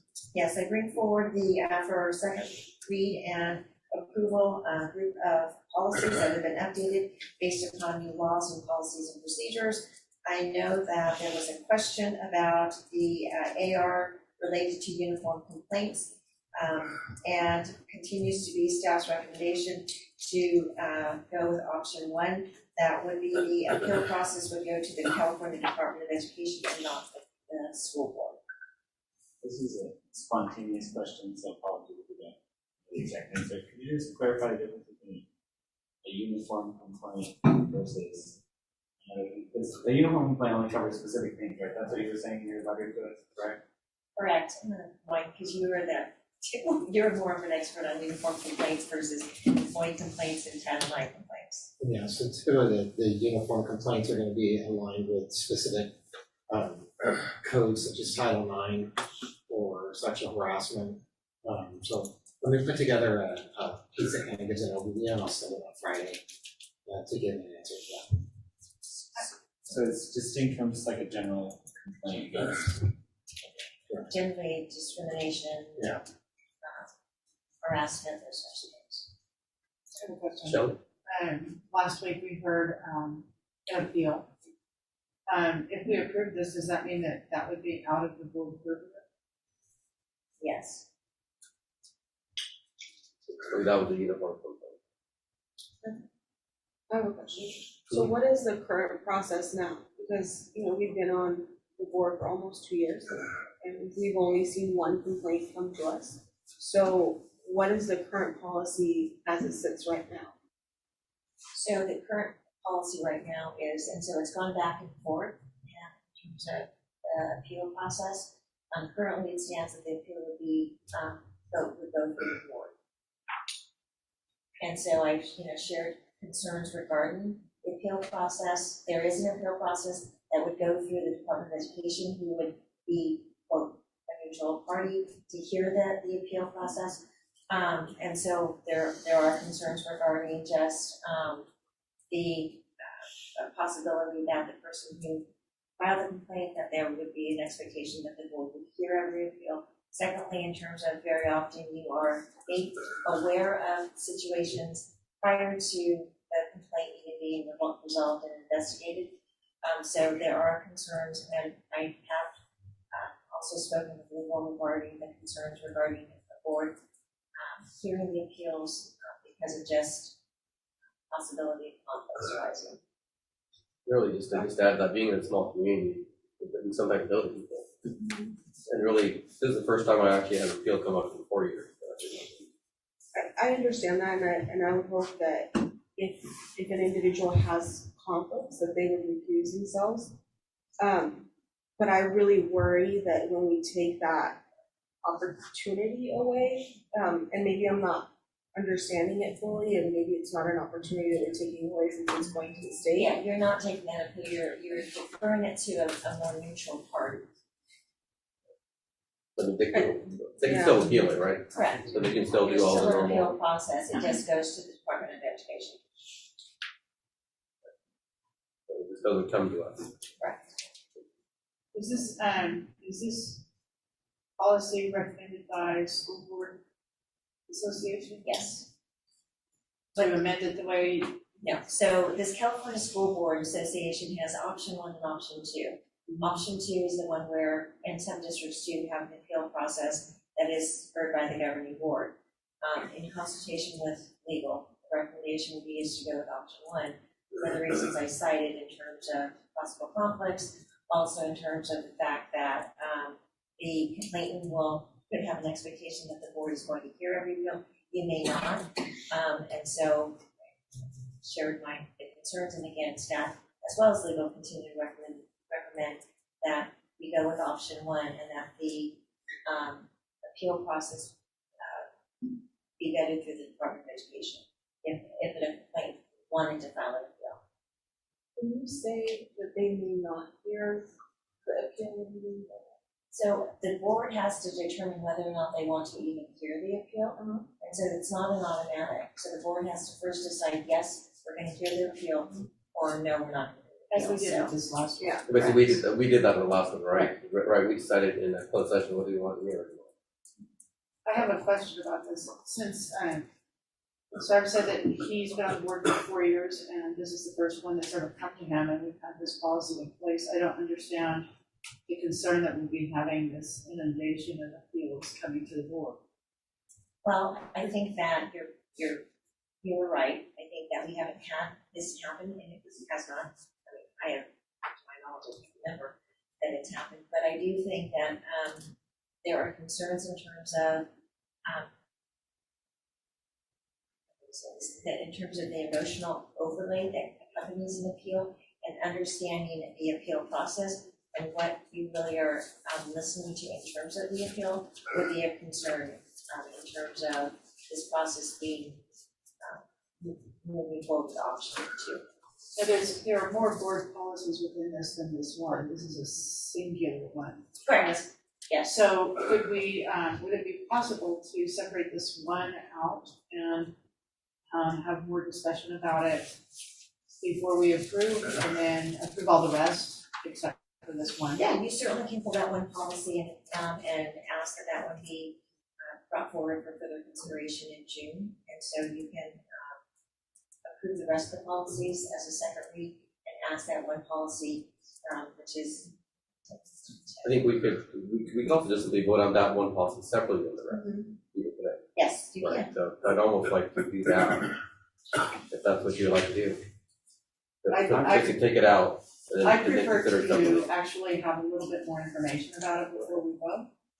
Personally, but if everybody else is ready to vote. I feel one question too, because I was maybe I'm misconceptualizing what the uniform complaint is, because I didn't think referring to that appeal, I didn't think that would be considered a uniform complaint, right?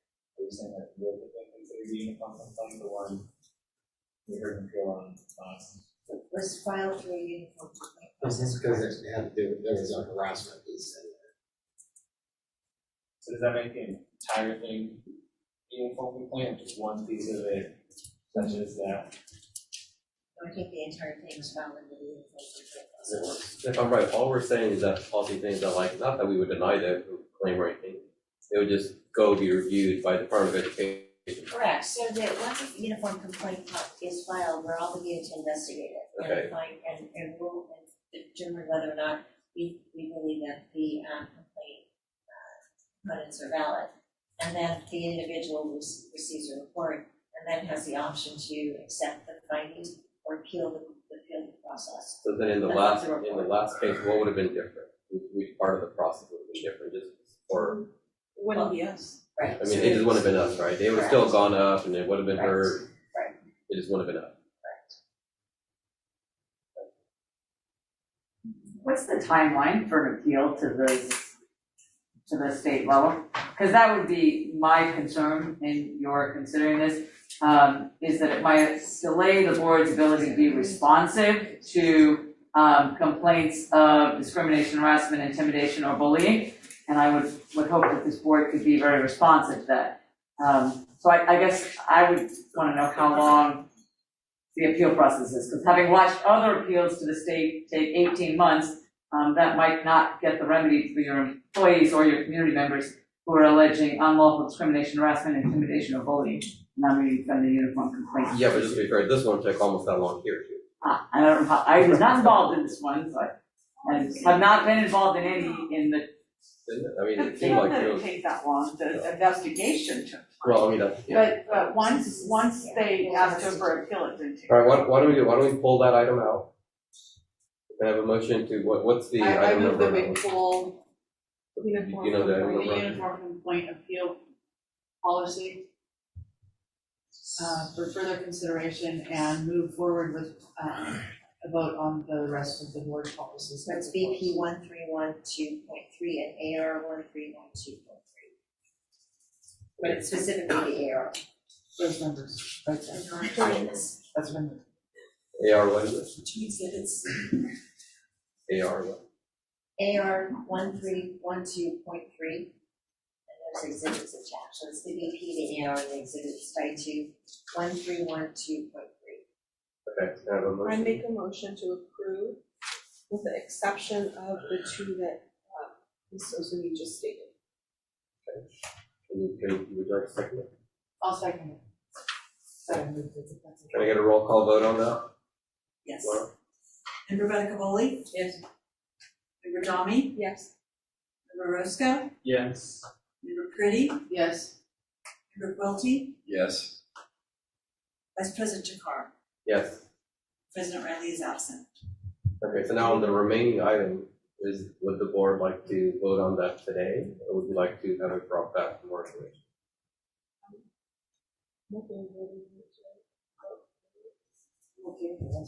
Are you okay voting on it today? Then can I have a motion for approval, we'll see how it goes. Wait a minute. So basically, we took out the one piece. Right. We approved the rest. Now the question, do you want to vote on that one piece today, or do you want to come back? No, I with more think information? the consensus was to come back with more information. Yeah, may I make a suggestion? I think Member Nick wants to go ahead and question regarding the actual components of the uniform complaint. So I would like to provide that information to the board and bring it back. Okay, then let's do that. Do we need a motion to? No, because you pulled No, it. no, we've already pulled it, we've already pulled it, Yes. so we're good with that.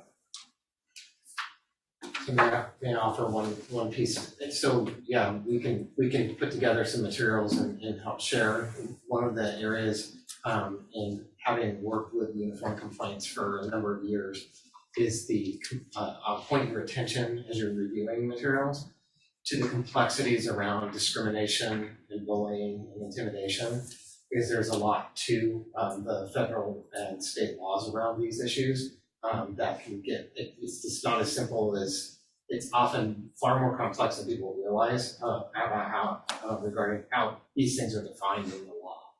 And so that's why oftentimes it's there is a recommendation to let it go to CDE, where there are folks who are trained and have background in these particular pieces. So that's part of where the recommendation comes from. Okay, why don't you bring that back at the next next presentation? Then we can ask questions on this stuff. Could I just ask along with that, if there's a way that we can get insight from legal on how those are supposed to be facilitated, so we can kind of see the process of like, is it doable, is it not doable? Just out of legal opinion. Okay. All right, moving on. Do we have any board reports? Any committee meetings we had? Anything? We did meet for government liaison. To speak to what I can recall. Sorry, I don't have my notes with me, but I did take notes. There are quite a few housing developments that are going in, primarily in North Yuba City. There are, they had, I believe, groundbreaking for South Point, South County.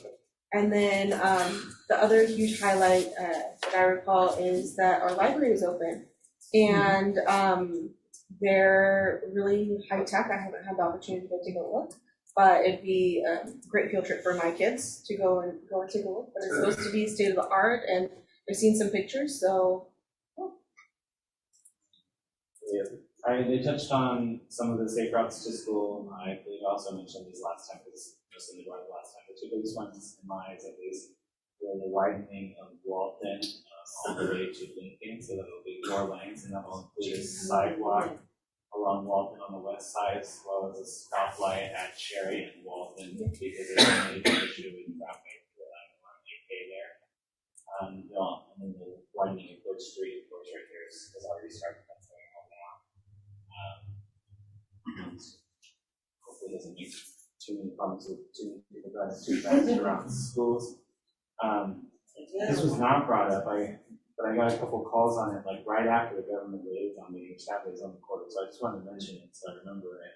Talking about safe routes to schools, is concerns about the lack of a sidewalk on Harder, in particular for students walking home from River Valley, because there's that truck lot right behind Walmart. And apparently there's some really unsafe situations with truck drivers driving around our students with lack of regard for our students with no sidewalk there. So I'm bringing that up now while I remember, because of course I heard about that like the day after.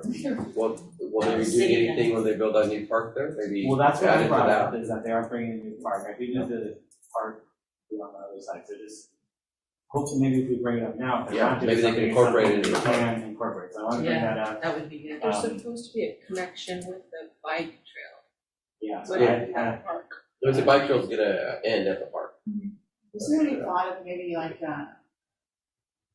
those pedestrian bridges that goes up and over? The city won't do it, they're about $10 million. Well, you don't really need to, really, you could just simply add it to the park side and they can just cross over and walk along the park. I mean, it's not that long of a stretch for a park bridge.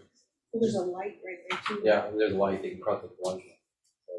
But they really should incorporate something into the park. I just want to bring that up, because I heard that concern. I don't think, we talked generally about the need for more school spaces, hopefully, Advocating for more parks, new subdivisions. Yeah, more housing. They did explain that it's kind of like a fee, like either the subdivision can pay into a fee for community parks, or they can allocate, I think they said 2 residential lots or something like that for parks. Typically, that's how it can be.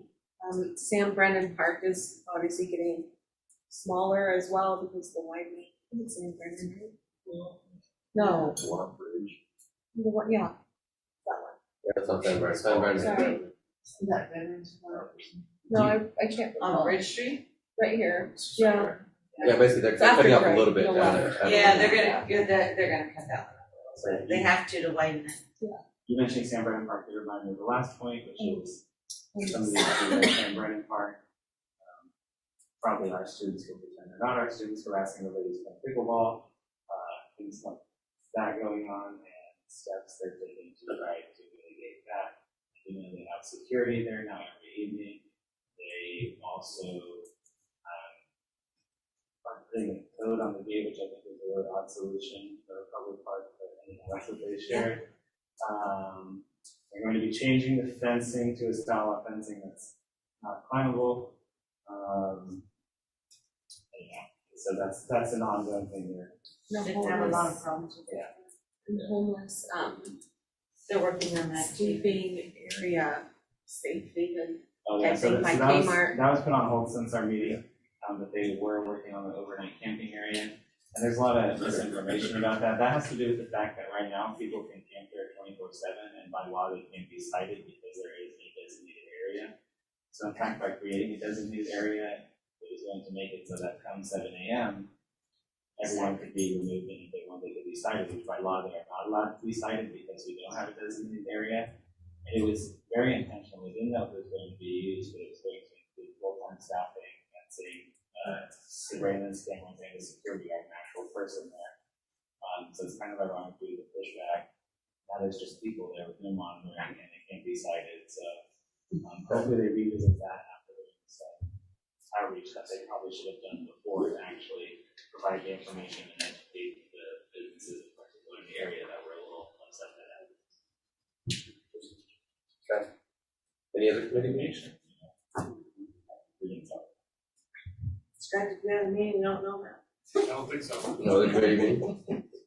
Okay, do you have any communications from the public? Okay. Do you have any communications from the public? Communications from the employee groups?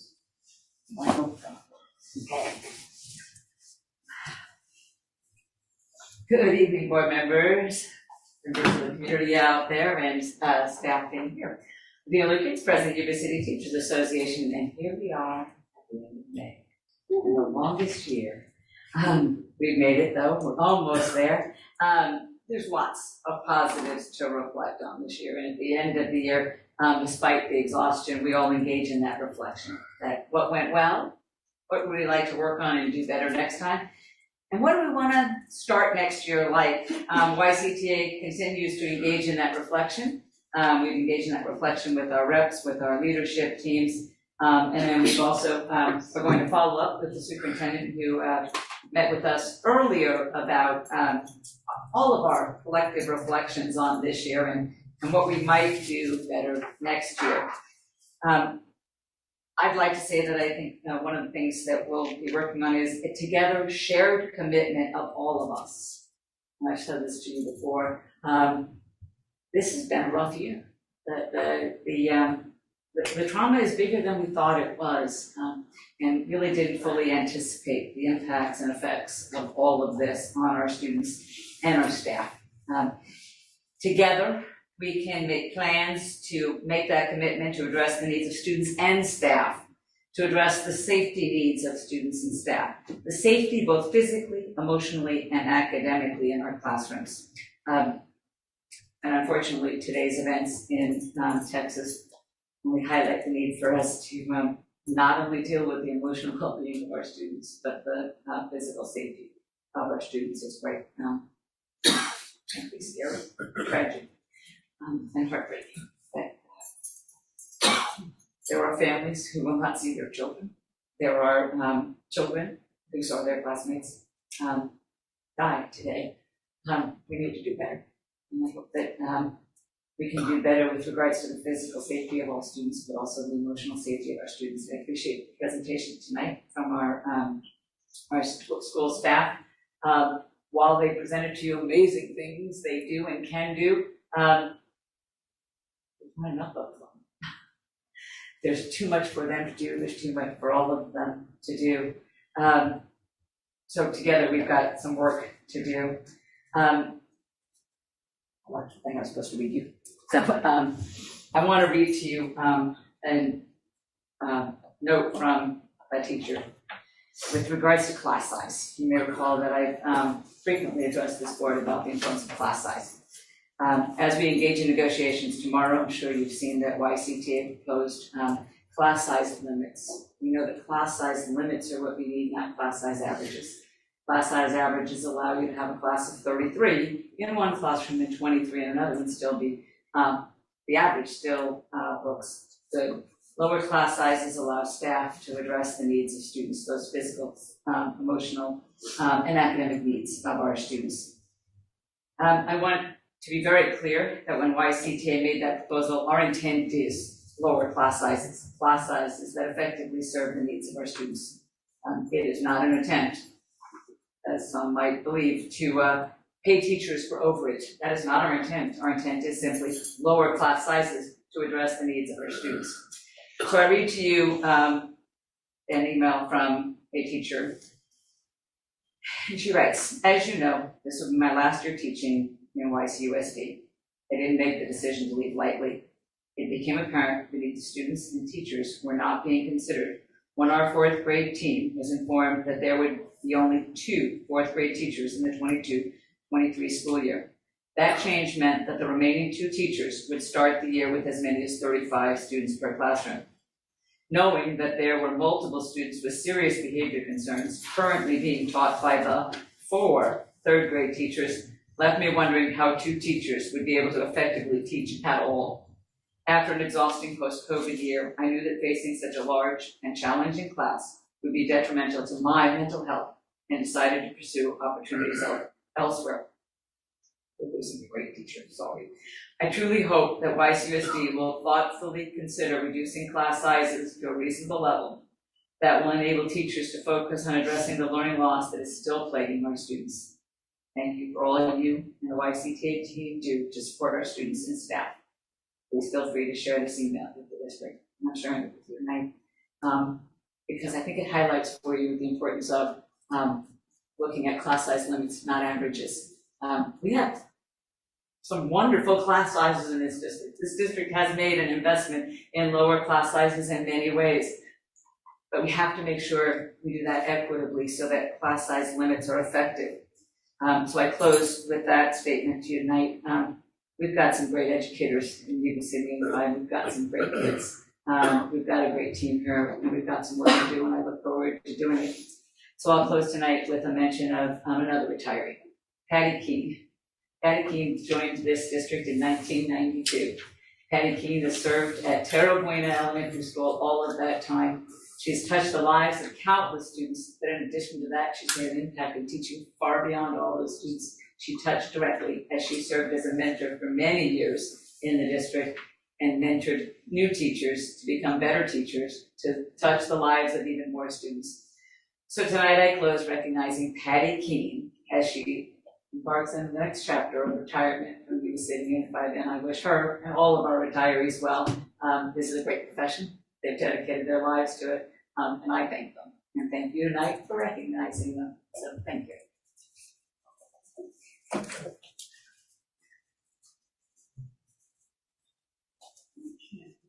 All like the tears or something. That's a tough emotional thing for me going on here. I can't help. Good evening. We always welcome our own staff. Because we're on Zoom, if there's anybody out there, board, in the city of Jolo, and I represent our classified staff. And not all of them yet. Where am I start? I'm gonna start with some shout outs. First of all, I'm gonna do a preemptive shout out for our library teams because this is their crunch time, especially at the high schools and the middle schools. They're bringing in all those textbooks, they're sorting them out. Our elementary school teams, they get dumped consumables daily. I mean, I think they kind of shy away. It's like, oh no, I got another email, there's gonna be consumables coming, but they're working on it. So those teams are really doing a great job out there. And I would really be remiss, especially after this great presentation, not to, give a shout out to our school-based mental health team, our clinicians, our behavioralists, our social workers, which thank you for recalling or rescinding that layoff because obviously they were very needed and we probably need more of them. So that team is so important to our students' mental health. Staff has these huge mental health issues also, right? We all went through this together. Kids don't know how to process it. Adults don't know how to process it. We're seeing this all over, and we're still seeing the stress. And, as we're closing out the school year, it's kind of starting to feel a little more normal. We started out, it was not normal. We moved on, and I feel slightly more normal. Not quite normal, but the school year is starting to feel normal. But for classified, most of our classified staff continues to work throughout the year. They're 11-month. We have school attendance data employees. We have 11-month employees, and we have 12-month employees. So many of those people are still working and not going to have that nice little summer that others of us have. And of course, there's a lot of work that happens during the summer, whether you're on the clock or not. So we know that. Talk about our free college program. We've been really partnering together to try to push this. I wish I could have this number because I know it's there and I had it, but I don't have it anymore. But statistically, the retention rate of new teachers after 5 years, if they've been a paraeducator beforehand, just grows exponentially. There's an investment right there. So as we're bringing in maybe right out of high school and as being paras, as aides, and then get them teaching credentials, then they will probably retire through our district, hopefully. And that's a lifelong learner we're going to have there. So that's really important. And on that free college, and this is kind of another little shout out, Jennifer Lopez, who's currently a paraeducator in an SDC class at Yuba City High School, she is graduated from the free college program with her associate's degree from Eastern Gateway College in Ohio. And going to Ohio for graduation is a little pricey, right? I mean, you gotta fly, you gotta do all that. Little slightly less pricey is that at our annual convention this year in Las Vegas, we are having a graduation ceremony for all of our participants, and Jennifer is signed up to come, and she will be walking with camping ground, castles, and the whole 9 yards for graduating from college. So we're really super excited about that. I learned something new tonight. I have been a paraeducator for 22 years. I don't know, I've known Dory forever, I think. I never knew I could do an SST. I all the time, it's like, I think he needs an SST. There's something wrong with this kid. We need to work on it. I don't know what the phone stuff. So that's something that we need to, as paras, we are in classrooms. And oftentimes we're eyes and ears of those teachers that are up there teaching, and we're walking around the room and we're seeing what's going on. And if we don't have that information on how we can refer people and what to do, that's problematic, right? And even on recognizing some of those mental health issues and suicide issues, just various things. And I know Dorian and I are working on putting together some trainings. And I think that that's something that's very important. We want to really make sure that all of our staff know how to recognize these things in these kids so that we can get them what they need, because we don't want a tragedy like what happened today. We don't want to have to, read about somebody who's taken their own life. We really need to work as a team, everyone collectively, to make sure that that mental health state of our students is being addressed. And I think that's it for tonight. I am thankful to see you in the school year. We'll see you all in summer school, so I don't go anywhere. Sure, I forget about summers. Do we have any comments from the board members? I just have the one that, I'm still sad that we're losing all those good people. But it was a happy retirement. I was glad that we were able to do that. I know in the past, because of COVID, we couldn't do that. And we couldn't be here and recognize them. So I'm glad we were able to do that today. That's all. With graduation and promotions coming up next week, so really excited to be able to attend those. Those are always fun. Hopefully the weather is a little bit nicer. But yeah, otherwise this is the last board meeting of the school year, so wish everyone a safe summer and you guys should see them in Last board meeting of our school, you're not where we teach. You have another week after that? I go to our next board meeting. I'm sorry. I'm sorry. I'm sorry, I'm retired, so. Anybody else? Any other comments? Thank you to all the teachers and staff for the school year. That's been a wild ride. Looking forward to next year. Hopefully it's start off normal. Thank you. Enjoy your summer. Special congratulations to Nancy Contreras. I know she didn't come because she probably doesn't like these kinds of things. I'm surprised she didn't retire after she had me as a student. She stuck it out a decade or I always wanted to be. so special congratulations to my fifth grade teachers. She's awesome. I think one of the best things I heard today was that we're kind of ending the school year feeling a little more normal. Because you're right, it started out crazy. It's good to be normal. That student, the debate student, she's complex. She's on the debate. There's also some amazing student athletes that you recognized tonight, so thank you for all that. And Doreen? Just as Member Downey mentioned, in front of you in blue are the promotion and graduation list.